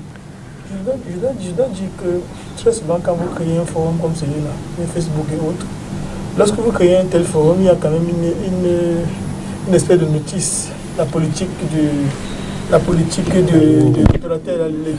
l'opérateur qui, en l'espèce de Facebook, qui concerne sur la possibilité de vous faire partie de sa plateforme. Et il faut savoir également que pour pouvoir être présent au Cameroun, Facebook a besoin quand même de l'autorisation de ceux qui nous gouvernent. Vous savez qu'il y a des pays où Facebook n'est pas présent. Il n'est pas présent en Chine, et Google n'est pas présent en Chine, et même WhatsApp n'est pas présent en Chine. Ils ont leurs propres réseaux sociaux. C'est dit que le gouvernement il peut ici également, à travers l'antique ou à travers l'ANT, s'arranger à ce que Facebook ou bien WhatsApp même arrête de fonctionner au Cameroun. Et dans cette possibilité-là, ils ont cette possibilité-là. Ce que je dois toutefois dire, c'est que nonobstant le pouvoir que Facebook a et consort, il faut en tant que, je dois dire en tant qu'avocat, qu'il s'agit quand même d'une certaine atteinte à la liberté d'expression. Je pense que on doit pouvoir laisser libre cours à la diffusion des opinions. C'est-à-dire que du moment où elles ne nuisent pas véritablement à la paix publique et tout, parce que je ne suis pas membre du Cameroun, c'est le Cameroun, mais je n'ai pas le sentiment que ce forum-là particulièrement nuirait à l'image du Cameroun, plus que la plupart de ceux qu'on a cités tout à l'heure, qui portent à terme. Vous avez vu qu'il y a une Cour d'Affaires des Nations au Cameroun qu'on devait organiser en 2019, on n'a pas pu organiser. On nous a dit à 2000 qu'il y avait glissement. Je crois que c'est des actes comme ceux-là qui tennissent au plus haut point l'image du Cameroun, plutôt que les discussions qui se passent entre personnes qui prétendument seraient des amis. Parce que généralement, quand vous voulez intégrer, parce que quand j'ai appris l'information, j'ai essayé de voir c'est de quoi il était question, même d'accéder. Je crois qu'avant d'accéder, on vous demande pourquoi vous voulez entrer dans le site et qu'on sort dans le forum en question et tout. J'ai vu les questions, moi j'ai annulé l'opération. Juste pour dire qu'on doit pouvoir laisser les gens s'exprimer. Il y a aujourd'hui, par exemple, vous voyez les personnes, quoique je ne partage pas cette façon de faire. Il y a par exemple ce qu'on dit de notre diaspora qui ont créé des télévisions et consorts. La diaspora par exemple anglophone où il y a des messages par exemple qui sont incendiaires par exemple, qui de mon point de vue mériteraient là-bas au moins d'être fermés parce qu'il y en a qui appellent au meurtre, qui appellent à ce qu'on coupe les doigts des gens et consorts. Ça c'est très grave. Voilà des personnes qu'on devrait par exemple museler. Je suis d'accord pour la museler de telles personnes, mais je me demande bien l'impact que peut avoir le Cameroun sur le Cameroun, parce que ça dit que sur la vie du Camerounais au quotidien, je n'en suis pas membre, mais je ne connais pas l'impact que le forum en question a déjà eu sur ma vie. Donc je pense que la liberté d'expression, certes, doit pouvoir être manipulée en République dans l'inter, c'est-à-dire en tenant compte des impératifs d'intérêt général qu'on doit sauvegarder en toutes circonstances, mais mais les sanctions, telles la fermeture, telles l'arrêt définitif et consort, sont des sanctions pour moi d'une certaine gravité. Denis Kobo. Par exemple, qu'il y ait un blâme ou bien, je ne sais pas trop, des sanctions. Mais pas une suspension comme... Alors, Denis, encore que le forum a déjà été rouvert. Denis Kobo, en tant que journaliste, vous êtes certainement un fervent défenseur de la liberté d'expression. Est-ce que vous direz qu'on puisse considérer cette fermeture de LCC comme une atteinte à la liberté d'expression, comme le pense le maître? Il y a plusieurs types de liberté d'expression. Il y a la liberté d'expression liée à l'exercice de mon métier de journaliste. Il y a la liberté d'expression liée à l'expression du citoyen. C'est deux choses différentes. Et un journaliste ne se prononce pas sur la base de proclamations ou de ce que les avocats appellent des allégations. Nous partageons ce terme-là. Donc, moi, j'étais dans mon village quand j'ai appris que le forum, le Cameroun était fermé. J'avais eu une altercation avec le patron de ce forum, à un moment donné, lié à l'administration du forum. Parce que quand vous avez un forum, vous savez, le forum a ceci papier qu'il est ouvert au monde. Oui, ouvert au monde. Et les gens ne fonctionnent pas découvrir. Moi, je ne suis membre d'aucun forum sur Facebook. Aucun. Et j'ai accès à la plupart de ces forums-là pour constater que on a plus de mal pour notre pays que de bien. Pas du fait d'une personne, mais du fait que c'est un dépotoir, que tout le monde peut accéder à votre site et publier des informations qui ne correspondent pas nécessairement à la philosophie initiale du groupe. C'est ça le problème. Moi qui fais le tour des pays, et nous sommes peut-être l'un des rares pays où on peut publier n'importe quoi sur Internet. On peut mettre n'importe quel site. Non. La liberté d'expression est encadrée dans tous les pays.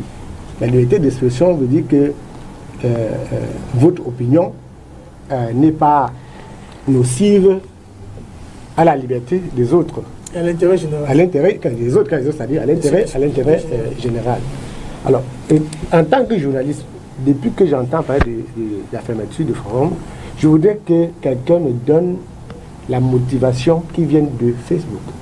Je ne veux pas qu'on me donne le motif qui vient de l'administrateur. C'est une version de fait qui n'est pas fausse. Quand l'administrateur du forum parle, vous devez confronter son opinion à celle de la personne qui a fermé. C'est Facebook qui a fermé le forum. Facebook on doit pouvoir avoir une notification officielle. Donc, je ne veux pas qu'on me dise que Mathieu a donné une raison. Il a donné une raison, mais c'est lui qui est administrateur du forum. Il faut voir si cette réaction, sans présager de rien, est conforme à celle que Facebook dit. En tout cas, et en tout état de cause, le forum est rétabli quelques temps après. C'est-à-dire que l'incident est presque clos. On devait parler d'autres choses. Si c'était le motif, on n'aurait pas rétabli le forum quelques minutes après. Donc, en une heure... Non, en même temps, vous ne savez pas les actions qui ont été prises par derrière. Je dis que je sens préjudice de rien. Je pas je dis que si un forum ternit l'image du Cameroun à 8 heures, à 10 heures, ce forum ne cesse pas de ternir l'image du Cameroun. C'est sur ce plan que je pense. Vous terminez. Je dis qu'en regardant la suite des événements, on a bien raison de penser qu'il s'agit de toute autre chose. Et c'est pour ça que l'histoire d'un forum est portée en public. Je ne vois pas que... Il y a tellement, moi, par contre, je connais des comptes Facebook, des centaines de comptes Facebook de Camerounais qui sont fermés chaque semaine. Je connais d'autres forums qui se ferment et s'ouvrent chaque semaine ici au Cameroun. Donc, s'il y a eu un problème avec le Cameroun, parce que c'est l'un des forums les plus populaires sur les réseaux sociaux Facebook, il faut qu'on pose le problème autrement que par un problème particulier. C'est le Cameroun. Si on parle de la liberté sur la toile, en ces termes-là, on pourra se prononcer. Monsieur Dupris, est-ce que vous êtes membre du Forum Le Cameroun, c'est le Cameroun? J'étais membre il y a cela très longtemps. Je suis membre de Qu'est-ce qui s'est passé? Depuis longtemps. Déjà, ce qu'il faut comprendre, c'est que comme l'a dit Denis Kobo, plusieurs forums sont fermés tous les jours sur les sociaux, avec les mêmes accusations. atteinte à la pudeur, atteinte... Je précise juste que juste après vous, on va prendre au téléphone le promoteur du Cameroun, c'est le Cameroun, Mathieu Youbi. J'espère que la connexion sera bien meilleure cette fois-ci. Oui, atteinte à la pudeur, atteinte aux droits de l'homme, atteinte aux droits humains tels que l'homosexualité qu'on sort. Donc si votre forum fait quelque chose qui n'entre pas dans les standards de Facebook, automatiquement on vous sanctionne. Hein. En même temps également, les pays ont le droit, les pays qui abritent ces ressources ont le droit aussi d'aller vers ces pays et se plaindre d'un tel forum et consorts qui va avec. Mais moi j'ai quand même lu ce que Facebook a eu à écrire. Ce n'est pas pour ce que M. Mathieu Youbi a eu à dire, parce qu'il y a certains, qu'il y a plusieurs de ces amis qui ont fait des captures et qui ont balancé dans les groupes sur... Et qu'est-ce que Facebook a dit? Facebook a sur 3 choses à ce forum-là. La première des choses, c'était d'abord atteinte à la vie humaine, parce que d'après eux-mêmes, moi je ne suis plus, je suis dans le groupe WhatsApp, parce que je suis dans un groupe qu'on appelle LCCLC, et je suis dans ce groupe-là. Il ne faut pas qu'on dise que je raconte des histoires. Voilà, ce fois. Oui, allons-y rapidement. C'est là-bas que ça a été dit qu'apparemment, il y aurait eu des gens qui auraient appelé au meurtre au Cameroun depuis des mois et des mois sur ce forum-là, en soutenant ouvertement ce qui se passe dans le nord-ouest et le sud-ouest, en demandant même aux sécessionnistes de continuer dans ce qu'ils font. D'accord, la deuxième raison. Il y a eu également lié à la haine tribale qui est donc revenu dans la haine, parce que même sur votre compte, vous commencez à faire les publications chaque jour sur la haine, et qu'il y a vos amis qui signalent vos comptes là en disant que vous faites appel. D'accord, la troisième raison. Automatiquement, Facebook va vous bloquer, comme c'est le cas avec le président des États-Unis, Trump. Oui. Bon, il y a eu également la troisième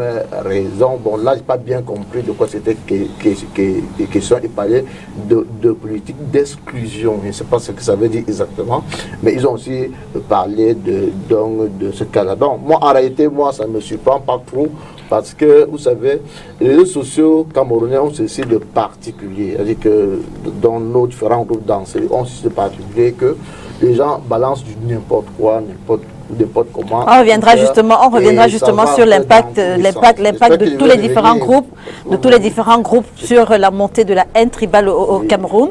Si bien sûr Mathieu Youbi n'est pas encore avec nous au téléphone. Denis Kobo, on va donc poursuivre. Ah d'accord, terminé. Donc ce qu'il est en train de dire, en réalité, ce qui se passe avec ce groupe-là doit plutôt interpeller tous les administrateurs des différents groupes à faire eux-mêmes d'abord de l'ordre dans leur groupe, parce que nous sommes aussi en quelque sorte responsables de ce climat qu'il y a dans notre pays. Si nous-mêmes nous laissons les gens publier du n'importe quoi dans nos forats et autres, nous participons nous-mêmes à ce qui se passe. Donc, tout ce quand on parle de haine, on vous parle de l'appel aux meurtres et autres, là, ça veut dire que c'est très grave. Donc, à chacun de fait quel est justement l'impact de ces différents groupes sur les réseaux sociaux dans la montée de la haine tribale dans notre pays? Si un jour, personne ne le souhaite, je pense qu'on ne verra pas, si un jour le Cameroun devait sombrer dans une guerre généralisée, ce serait à cause des réseaux sociaux. Moi, je visite bien les sites. Parce que quand je suis dans un autre cadre professionnel, on analyse ce contenu-là sur le numérique. Chaque groupe ethnique au Cameroun a un forum extrémiste qui existe. Chaque groupe ethnique. Oui. Les gens le savent, nous le savons tous. Et quand vous regardez le membership de la plupart des groupes, vous avez honte d'être Camerounais. Vous avez un peu honte d'être Camerounais. Alors que les gens utilisent les réseaux sociaux pour s'enrichir ailleurs, alors que les gens utilisent les réseaux sociaux pour l'émancipation populaire, les réseaux sociaux aident à abrutir les Camerounais, aident à diviser davantage notre pays. Si vous pouvez parler un peu plus fort, Denis Kobo, il paraît que votre micro est... si les autorités camerounaises qui sont regardant sur un certain nombre de choses voulaient le bien de ce pays-ci, ce serait de faire le ménage sur les réseaux sociaux. Il est possible de bloquer ces réseaux sociaux-là sans toutefois porter atteinte à la liberté d'expression du citoyen. La liberté d'expression d'un citoyen ne consiste pas à aller. Vous avez déjà vu les réseaux, les gens qui sont encagoulés, qui postent des vidéos pour dire des tas de choses. Est-ce que peut-être que ça rend les autorités. Quelquefois, j'ai l'impression que les promoteurs de ces groupes-là, ils sont dans une alliance tacite avec, je ne veux pas dire les autorités, peut-être avec certaines autorités. Vous avez vu le ministre de la Communication, toujours le ministre des Postes et de la Communication, sorti pour parler de cette affaire-là. Mais quand j'avais parlé d'un deuil par voie médiatique, puisque on a l'autorité de l'État pour empêcher en temps réel que de tels, même si ça nous arrange. Parce que le problème qui se pose, c'est que j'ai également scruté pour voir qu'on a au moins 50% des journalistes camerounais qui sont postés dans ces différents groupes. Et chaque fois, ça c'est le message que leur pour dire que oui, 50% des journalistes camerounais sont sur ces différents groupes-là. Et c'est inadmissible. C'est inadmissible parce que vous avez vu des gens qui sont en jugement au Rwanda, des gens qui sont en jugement au Kosovo, partout en Europe aujourd'hui. Demain, il ne faut pas être surpris qu'on mette des gens en jugement sur la foi de ce... J'aurais bien voulu là qu'avant cette émission, on ait défilé sur ces... Je ne vais pas accuser un forum de quoi que ce soit, parce qu'il est facile d'aller sur les sites, capter un élément qui montre. Moi, personnellement, j'ai eu des choses atroces qui sont écrites sur moi sur la plupart de ces forums. Moi, je ne suis pas membre d'un forum, mais je lis des choses, on me capture, je vois sur LCLC. Il y a même des forums, pas seulement Facebook, WhatsApp, des journalistes qui sont même proches de moi. Moi, je ne suis pas dans ces forums.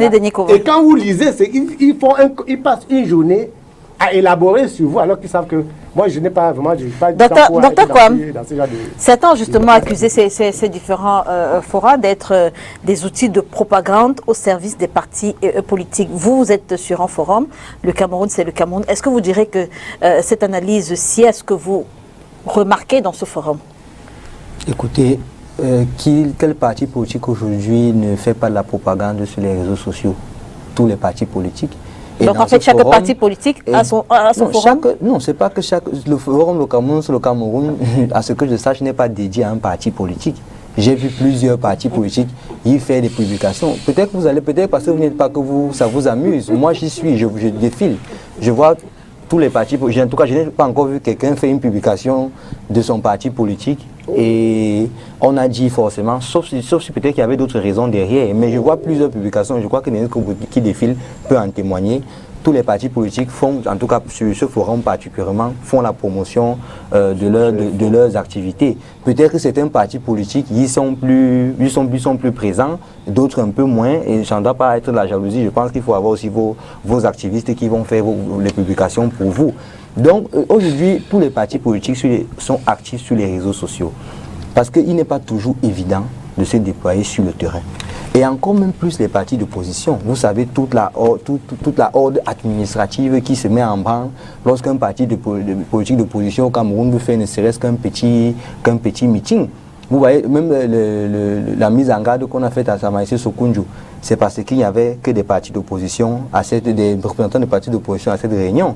Si c'est que c'était une réunion avec des militants du RDPC, je suis sûr qu'il n'y aurait jamais... J'ai pas envie de vous couper, docteur, mais lorsque pendant la campagne électorale de 2018, un administrateur d'un forum se permet de dire ce forum est pour le boycott, donc ici pas de campagne.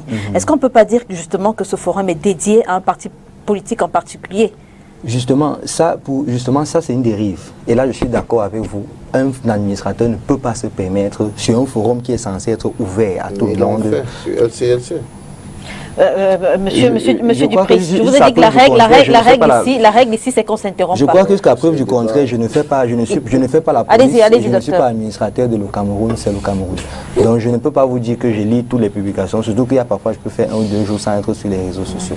Donc, une publication peut m'échapper, c'est normal. Donc, je dis, si cette publication a effectivement eu lieu et qu'elle est venue de l'administrateur, moi, je m'insurge contre ça. C'est justement une atteinte à la liberté des membres de ce forum qui ne sont pas tous de la même chapelle politique. Et ça, c'est des comportements à bannir. Si on dit qu'on est en démocratie, on doit pouvoir exprimer ses opinions, quelle que soit la chapelle politique à laquelle on... Maître, coloration politique, essence des divisions finalement sur les réseaux sociaux? Il faut dire que je suis très peu actif sur les réseaux sociaux parce que je me suis rendu compte que c'est un lieu d'abrutissement suprême. La dimension économique, culturelle qu'on devrait diffuser sur les réseaux sociaux est quasi inexistante au Cameroun. C'est-à-dire les actes les plus anodins font l'objet de publications et parfois même par des personnes. Vous êtes surpris, on est en train de manger un plat de nourriture, on poste sur les réseaux sociaux. Moi, je n'ai pas dans dire qu'il y a des choses que je n'arrive pas à comprendre. Je suis très actif sur les réseaux sociaux et je dois également constater que malheureusement, ils sont très nombreux les Camerounais qui se disent que cachés derrière les pseudonymes et derrière les écrans, les téléphones, les ordinateurs, ils peuvent se permettre de proférer la haine et toutes les méchancetés possibles qui contribuent parfois à la division. Et on dit tout à l'heure qu'il y a des leaders sécessionnistes par exemple qui ont appelé par exemple au meurtre de certaines populations, qui ont même parfois demandé que les francophones devaient quitter les régions anglophones et consorts. Des personnes comme celles-là sont des personnes qu'on devrait absolument mettre aux arrêts. Donc il y a du bon, mais il y a surtout du mauvais. Et c'est ce qui est regrettable. C'est pourquoi nous avons au Cameroun ce que nous appelons l'Agence nationale des technologies de l'information et de la communication. En réalité, l'ANTIC devrait pouvoir jouer son rôle de manière pleine et entière et empêcher que de tels venants de la discorde, de la division se propagent davantage dans notre société. Et il y a également même l'Agence de régulation des télécommunications. Je crois que les deux travaillent main dans la main pour que les solutions soient apportées à des cas comme ça. Parce que les réseaux sociaux doivent nous aider. Ils ne doivent pas nous aider plutôt à nous détruire. Ils doivent pas nous détruire plutôt. Et malheureusement, c'est le sentiment qu'on a. Division sur la toile, responsabilité de l'antique, faiblesse de l'antique finalement. Bon, non, on ne peut pas accuser l'antique. Ils ont leur travail à faire, certes, mais il y a aussi une responsabilité des acteurs politiques, des hommes de médias et des Camerounais eux-mêmes dans l'entière majorité. Mais avant d'aller plus loin, je veux quand même dire une chose au docteur du MRC, à savoir... Il est médecin. Il est médecin. Il peut vous soigner vous aussi. Il ne soigne pas. J'ai vu que tu étais docteur Ambroise. Non, il est médecin. D'ailleurs, qu'ils ont fait un travail formidable pour la lutte contre la Covid-19. Qu'ils font d'ailleurs. Chapeau à tous les médecins qui ont travaillé dans ce cas-là. Donc, j'étais en train de te dire une chose, c'est que LCCLC, qui était membre, si je ne suis plus, parce qu'elle a eu à me poser cette question, c'est parce que justement c'est un forum pour le MRC. Ça, il faut le connaître. Peut-être que vous êtes arrivé là hier, moi j'étais au début. C'est un forum qui date depuis 2012. Hein, disons 2011, 2012, j'étais là tout au début. Tous les administrateurs. Mais est-ce que c'est le propre seulement de ce forum-là de faire la propagande d'un parti politique en particulier? Non, c'est pas le problème. C'est pas le problème.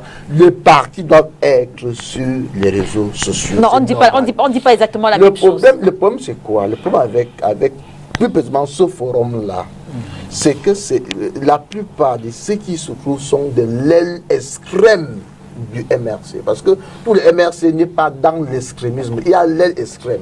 Ces gens-là qui ont insulté par exemple nos chefs traditionnels quand ils étaient dans Paris et autres, qui cassent les ambassades et autres, c'est cet extrême-là qui pose problème, parce que je ne vais pas vous laisser dire que ce sont les militants du MRC qui ont cassé les ambassades. On a vu faire les meetings à Paris avec ces gens-là. Ne venez pas dire que c'est faux. On a vu votre président faire les meetings avec le jamais vous permettre sur un plateau de dire que les militants du MRC ont cassé. Max Ivoire est militant du MLC. Est-ce que les Une question, Max Ivoire est militant du MLC. Mais répondez à ma question, Max Ivoire est militant du MLC. Je peux supporter comme Toussaint est militant du MLC. Monsieur Moussa Fangwana, tous ceux qui ont voté M. Jacques Ochi en 2018 étaient militants du SDF. Souffrez que non, je ne veux pas souffrir. C'est ça la démocratie. Non, la démocratie, c'est pas le mensonge. Merci. Il y a une différence entre mentir et... Il faut donc dire...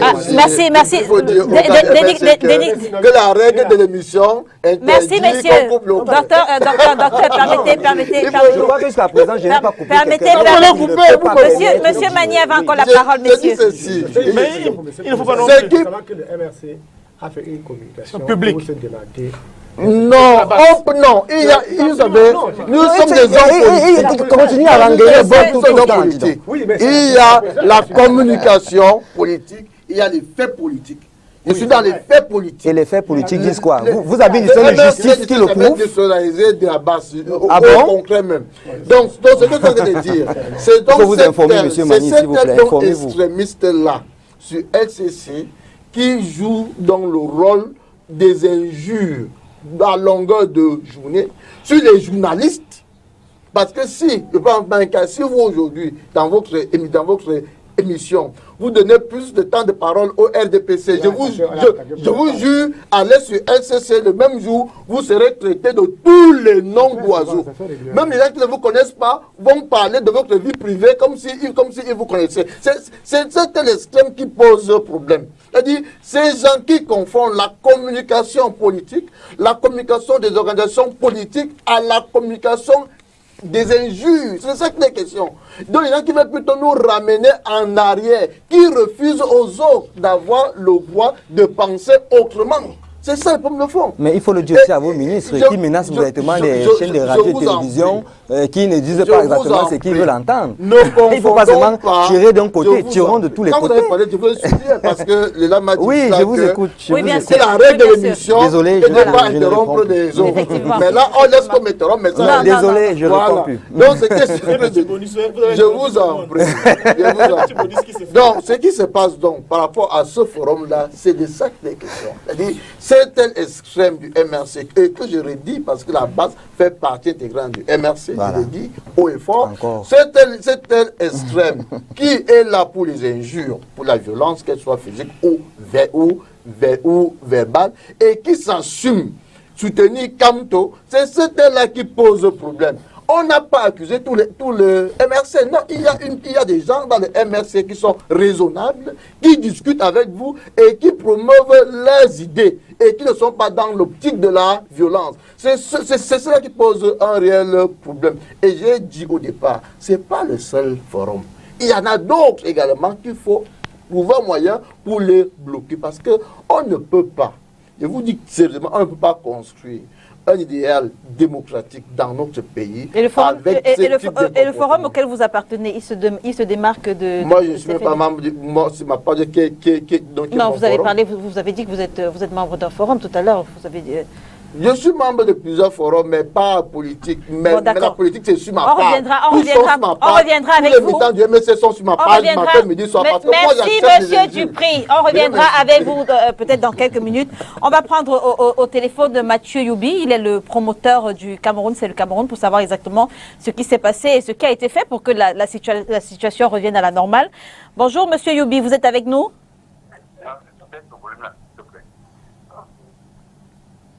Bonjour, monsieur Youbi. Oui, bonjour, STV, bonjour. Alors, je sais que vous êtes sur la route. C'est la raison pour laquelle on n'a pas pu vous avoir, on n'arrive pas à vous avoir depuis 15 minutes. Vous êtes justement sur la route. Vous êtes dans la région de l'Est, c'est ça? Oui, je suis à Bertois dans le cadre de l'opération Survie Cameroun pour distribuer du matériel. C'est pourquoi je vais donc profiter pour dire bonjour à tous les téléspectateurs de Bertois qui vous sont si chers. Et pour dire que nous sommes dans la ville. Alors, d'accord. On va parler rapidement avec vous du forum dont vous êtes le promoteur. Dans quelles circonstances est-ce que le Cameroun a été fermé et puis rouvert?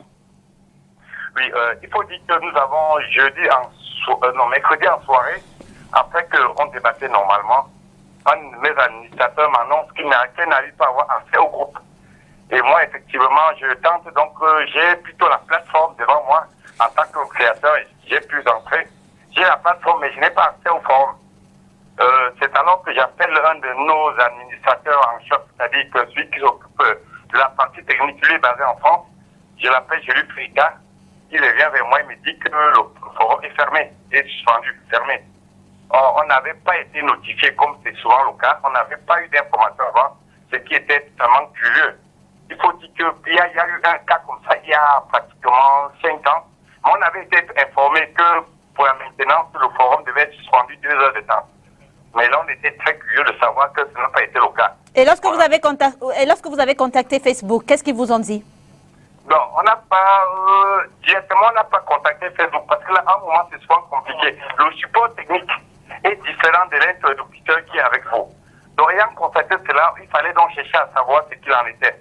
Par contre, au même moment, j'ai reçu un message d'un propriétaire du grand forum ivoirien qui m'a fait état de ce que son forum était fermé. Bon, je vais donc maintenant dans le groupe voisin où on échange souvent entre nous. Et celui qui a un forum au Togo qui s'appelle le Togo, c'est le Togo, un peu la même chose comme le Cameroun, c'est le Cameroun. Il me fait aussi état du fait que le forum est fermé. Bon, là maintenant, on commence à comprendre que ça devenait assez compliqué. Surtout que, et là je dois préciser, il y a 2-3 mois pratiquement, dans le groupe des administrateurs, c'est-à-dire il y a un groupe où nous sommes de nombreux administrateurs africains, européens et tout. Donc il était question à ce moment-là de dire qu'il y a des forums qui dérangent sur le continent et que certains États n'étaient pas d'accord de la ligne politique de beaucoup de forums qui ne servaient pas les intérêts du continent.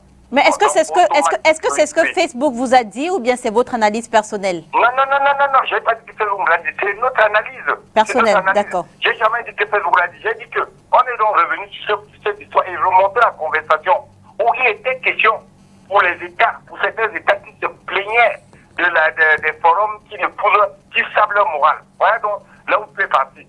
Alors, au regard... Je parle avec des réserves, mais l'Ivoirien, lui, il est catégorique que le régime ivoirien a fermé leur forum. Et ils sont plus catégoriques que moi d'ailleurs.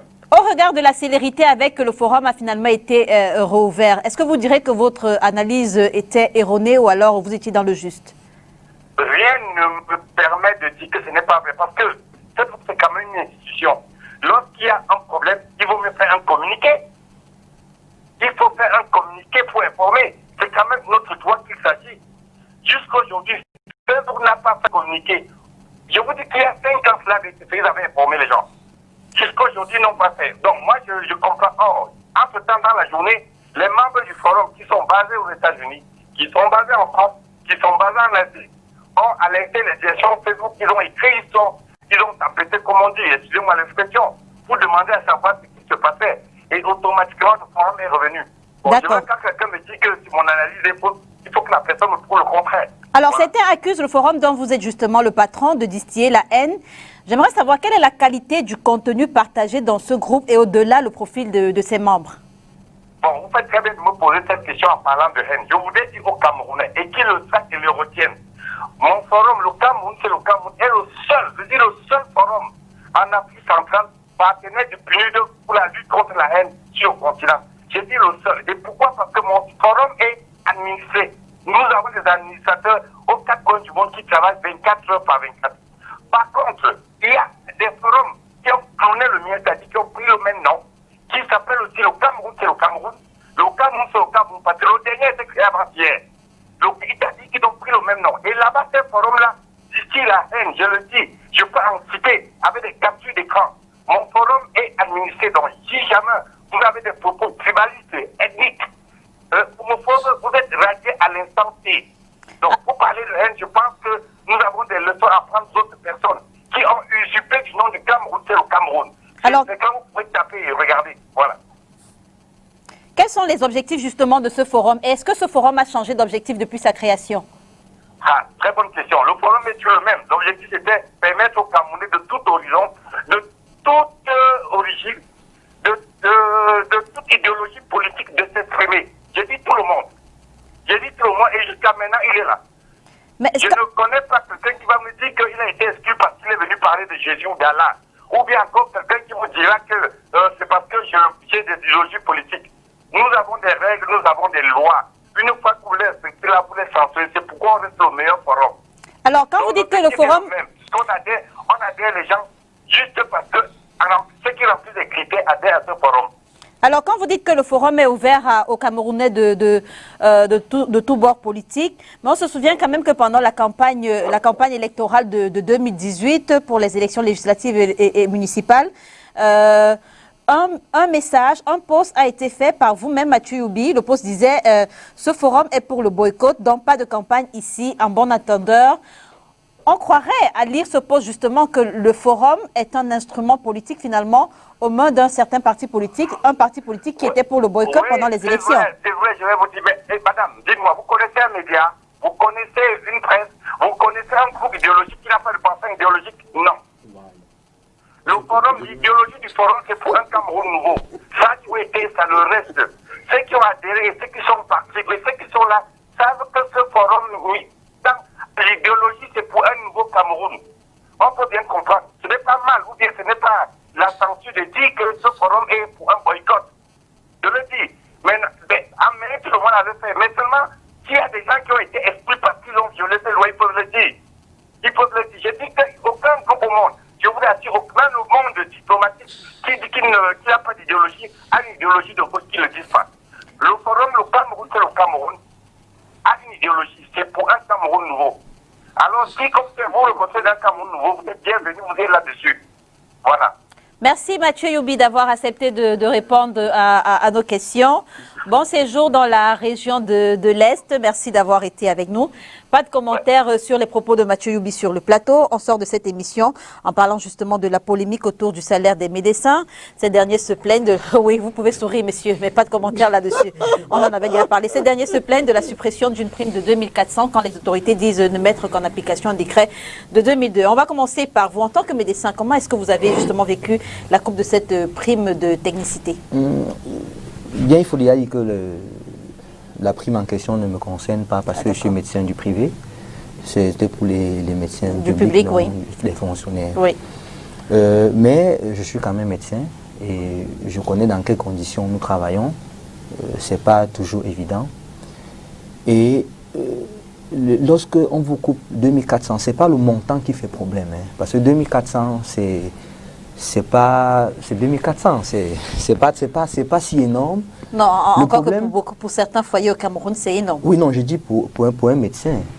Pour un médecin, 2400, c'est pas si énorme. On ne roule pas sur l'or, mais on n'est pas à 2400 francs près.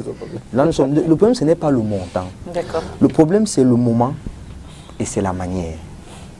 On ne peut pas, en pleine pandémie de Covid, au moment où nous perdons des soldats, au moment où beaucoup arrêtent de travailler parce qu'ils ont été infectés et doivent faire 14 jours à la maison, parfois plus, au moment où certains sont en réanimation un mois environ avant de pouvoir se sentir bien, au moment où des gens donnent leur vie et tout leur temps. Moi, je connais des médecins qui ne vivent plus chez eux depuis que le Covid a commencé parce qu'ils sont dans des centres agréés. À ce moment-là, où dans le monde entier, on donne des primes au personnel soignant pour justement leur dire merci pour le sacrifice qu'ils font. À ce moment-là, on décide plutôt au Cameroun de réduire les salaires des médecins. Alors qu'au même moment, on nous annonce qu'il y a un fonds de 180 milliards qui a été mis sur place justement pour la lutte contre cette pandémie. Et que ce soit le moment dont est mal choisi. Et maintenant, la manière. Vous vous levez un matin, vous vous attendez à ce que votre salaire tombe comme d'habitude, et puis vous remarquez qu'il a baissé. On ne vous fait aucune communication dessus. C'est quand vous plaignez que jusqu'à présent on n'a fait aucune communication. C'est-à-dire, personne ne s'est placé officiellement et a dit au médecin, écoutez, voici pourquoi on a coupé. Non, on a juste, j'ai vu des commentaires, on a tout fait pour justifier la coupe. Voilà, il fallait couper, c'est depuis 2002 qu'on devait couper et tout. Et puis on s'interroge même sur, est-ce que c'était important de couper cette prime? Vous savez combien touche un médecin au Cameroun? Un médecin généraliste, après 7 ans de formation. Avec la coupe actuellement, ils sont à 240 800 environ. Vous pensez vraiment qu'un médecin puisse avoir 240 800? Et ça, c'est pas le pire. Le pire, c'est qu'il y a des médecins qui font 2 à 6 ans sans toucher leur salaire. Et le comble, c'est que parfois vous arrivez au ministère des Finances, Vous avez quelqu'un qui est assis au bureau et qui vous dit que vous devez lui donner 15% pour qu'il signe le papier pour avoir votre rappel. Est-ce que vous savez ce que ça peut faire un médecin? Moi, je connais, écoutez, j'ai bien peur qu'à la fin de cette pandémie, on perde encore beaucoup de médecins. Fuite de cerveau? Oui, c'est là le cas. Je suis presque sûr qu'il y a plus de médecins camerounais hors du Cameroun que... C'est depuis longtemps comme ça. Maintenant, imaginez encore avec ça. C'est du mépris à la limite. Je pense que lorsqu'on dit qu'on valorise les soldats, il faut le faire sur tous les plans. On ne va pas seulement vous faire des lettres de remerciement, ça ne nourrit pas nos familles, je suis désolé. Il faut penser au personnel soignant. Juste pour savoir, vous avez signé la pétition en ligne par le collectif Je n'ai pas signé parce que c'est une pétition qui est... Si vous voyez la pétition, c'est les médecins fonctionnaires qui doivent la signer. Alors, si elle était ouverte, moi je l'aurais signée. D'accord. Monsieur Mani, cette mesure est-elle cohérente? Je veux dire, la coupe de cette prime de technicité en ce moment précis, est-ce qu'elle est cohérente avec les propos du chef de l'État qui, le 19 mai, louait le dévouement du corps médical dans la lutte contre la pandémie? Bon, déjà, il faut déjà le dire, et nous le disons suffisamment partout où nous sommes, c'est que les médecins camerounais, comme l'a dit le chef de l'État, sont des héros, comme dans d'autres pays, qui ont fait un travail incroyable, et un travail qu'on doit tous applaudir, n'est-ce pas, dans la lutte contre la pandémie que nous connaissons tous, et qui a demandé parfois des efforts inconsidérables, n'est-ce pas, de la part des pouvoirs publics, des médecins, et même de tout le personnel soignant dans nos hôpitaux. Une fois que cela est dit, il faut maintenant revenir sur ce qui se passe exactement. Si j'ai bonne mémoire, il y a une réunion qui est prévue depuis un mois au ministère de la Santé entre les personnels de la santé publique. Je pense que c'est ce mardi que ça doit avoir lieu. C'est ce mardi, c'est bon souvenir, c'est mardi prochain que ça doit avoir lieu, où les médecins, pendant cette crise, ont posé 12 réclamations au gouvernement du Cameroun. Ces 12 points à l'ordre du jour qui seront débattus mardi, où ils font des revendications aussi bien sur les conditions de travail que sur les conditions de vie et aussi bien pour la rémunération. Ils ont posé 12 points. Et le ministre, de son côté, a eu à rappeler à son collègue des Finances que nous allons dans le cadre des négociations, mais entre-temps, il y a d'abord des lois qu'il faut que nous respectons. Maintenant, est-ce le bon moment? Parce qu'il a fait allusion dans son texte du décret numéro 2002/42 du 4 février 2002, où il estime que l'État aurait perdu 2 milliards en 18 ans. Oui. Bon, maintenant, il appelle. Donc, moi, je me dis une chose, parce que l'État, depuis un certain nombre d'années, est dans la valorisation des salaires entité par entité, puisqu'il y a une réflexion qui est menée dans chaque entreprise, ou bien dans chaque entité qui concerne l'État. D'abord une chose, que là où je travaille, au mois de janvier, il y a eu une revalorisation des salaires. Et donc moi je me dis que ce texte du ministre, c'est pour d'abord aplanir le terrain pour permettre qu'il y ait une meilleure négociation et que chacun sache ce qu'il a et ce qu'il n'a pas. Denis Kobo, la colère des médecins est-elle légitime dans le sens où l'application de ce décret, comme le disait le docteur Kwam, n'a pas été précédée d'une communication? Je crois que le ministre donne un argument assez fallacieux. C'est un argument également ridicule. Ridicule parce que, à moins que l'État ne soit au maquis, vous ne vous levez pas un beau matin pour vous rendre compte que depuis des années, il y a des gens qui 18 ans. Peut-être qu'ils détournent tellement d'argent qu'ils ont oublié qu'il y avait cette poche-là. C'est complètement ridicule parce que on infantilise tous les corps de médecins au Cameroun. Ce n'est pas seulement une affaire de médecins. C'est vraiment ridicule parce que vous voyez qu'il y a une rupture entre le discours du chef de l'État qui célèbre les médecins et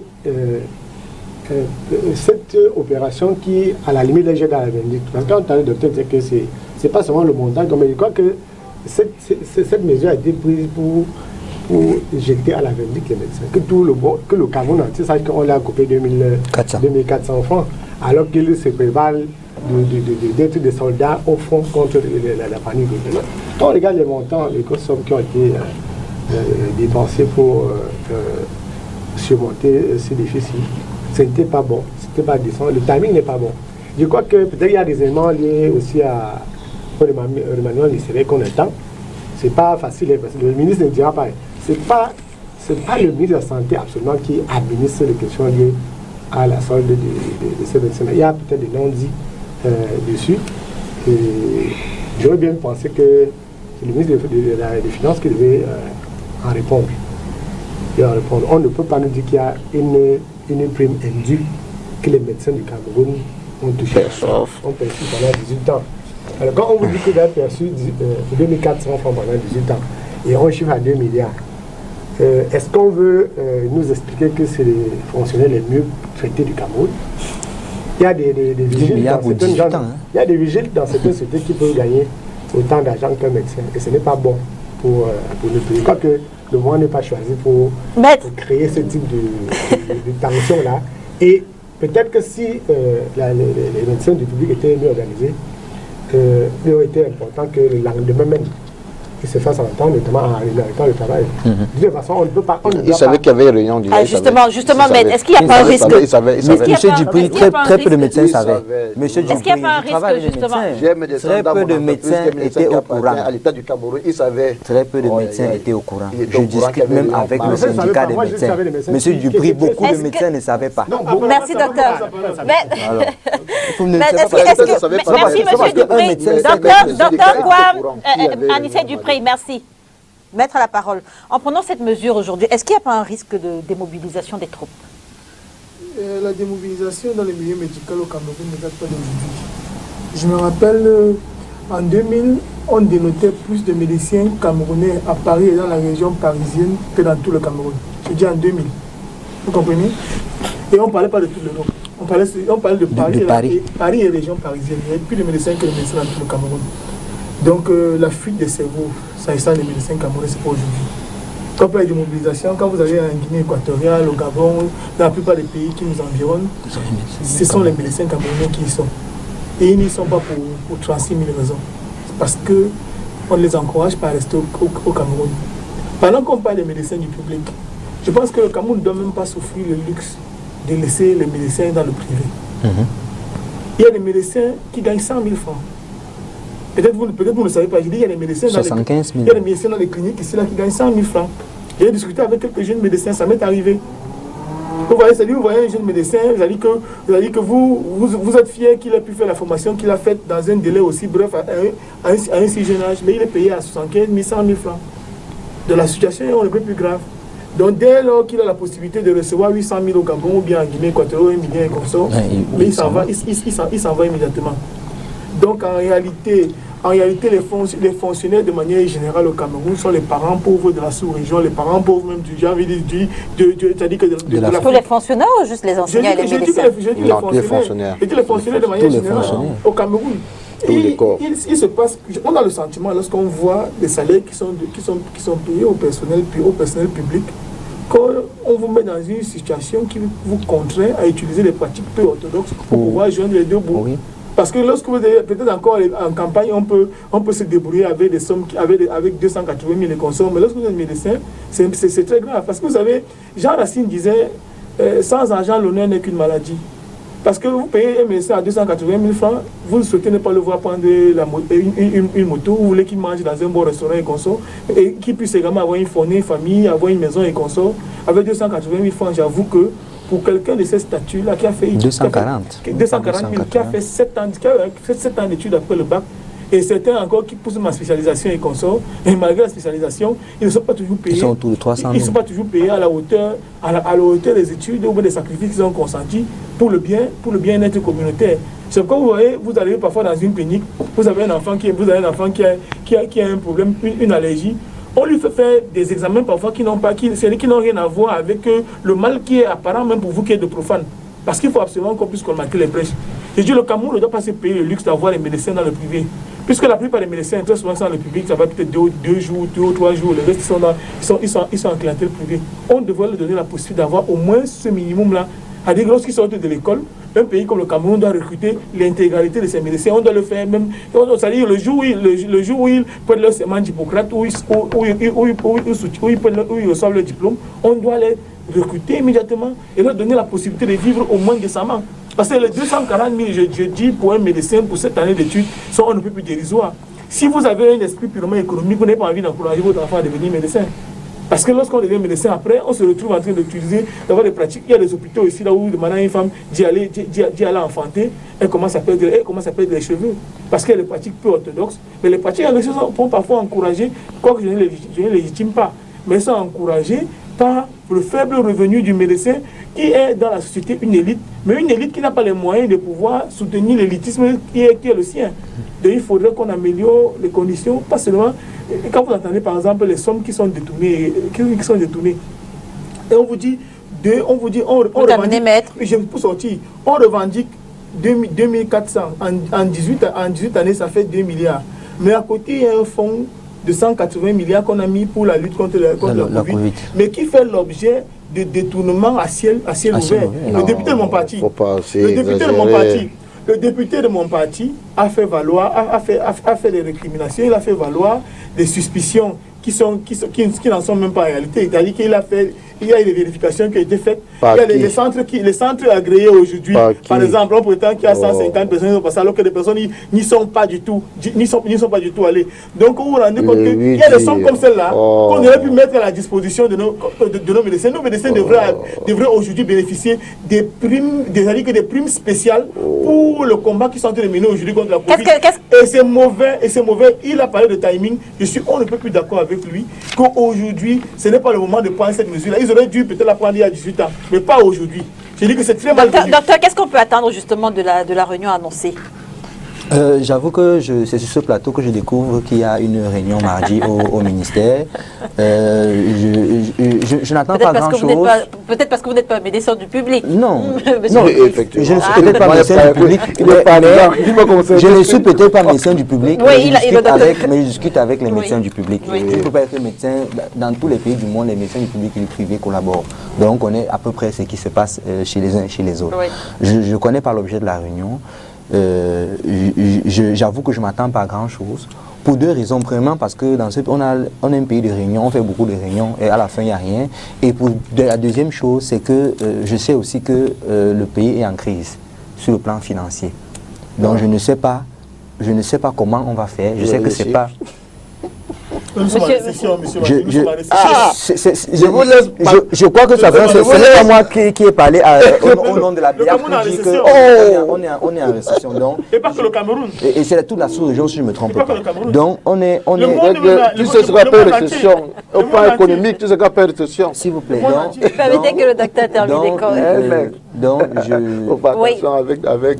Moi je n'attends pas grand-chose parce que nous sommes un pays de discours.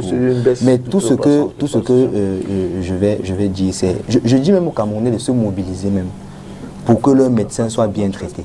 Parce qu'il en va de leur propre santé. Lorsqu'un médecin est maltraité, lorsqu'un médecin doit... Vous savez, il y a des médecins qui gardent 20 jours sur 30 pour pouvoir joindre le double.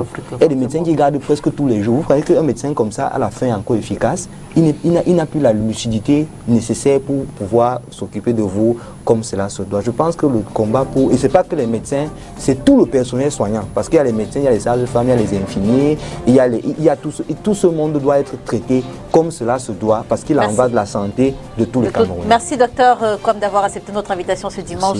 Merci à vous Denis Kovo d'être venu. Merci monsieur Dupré d'avoir accepté notre invitation. Merci également à vous maîtres.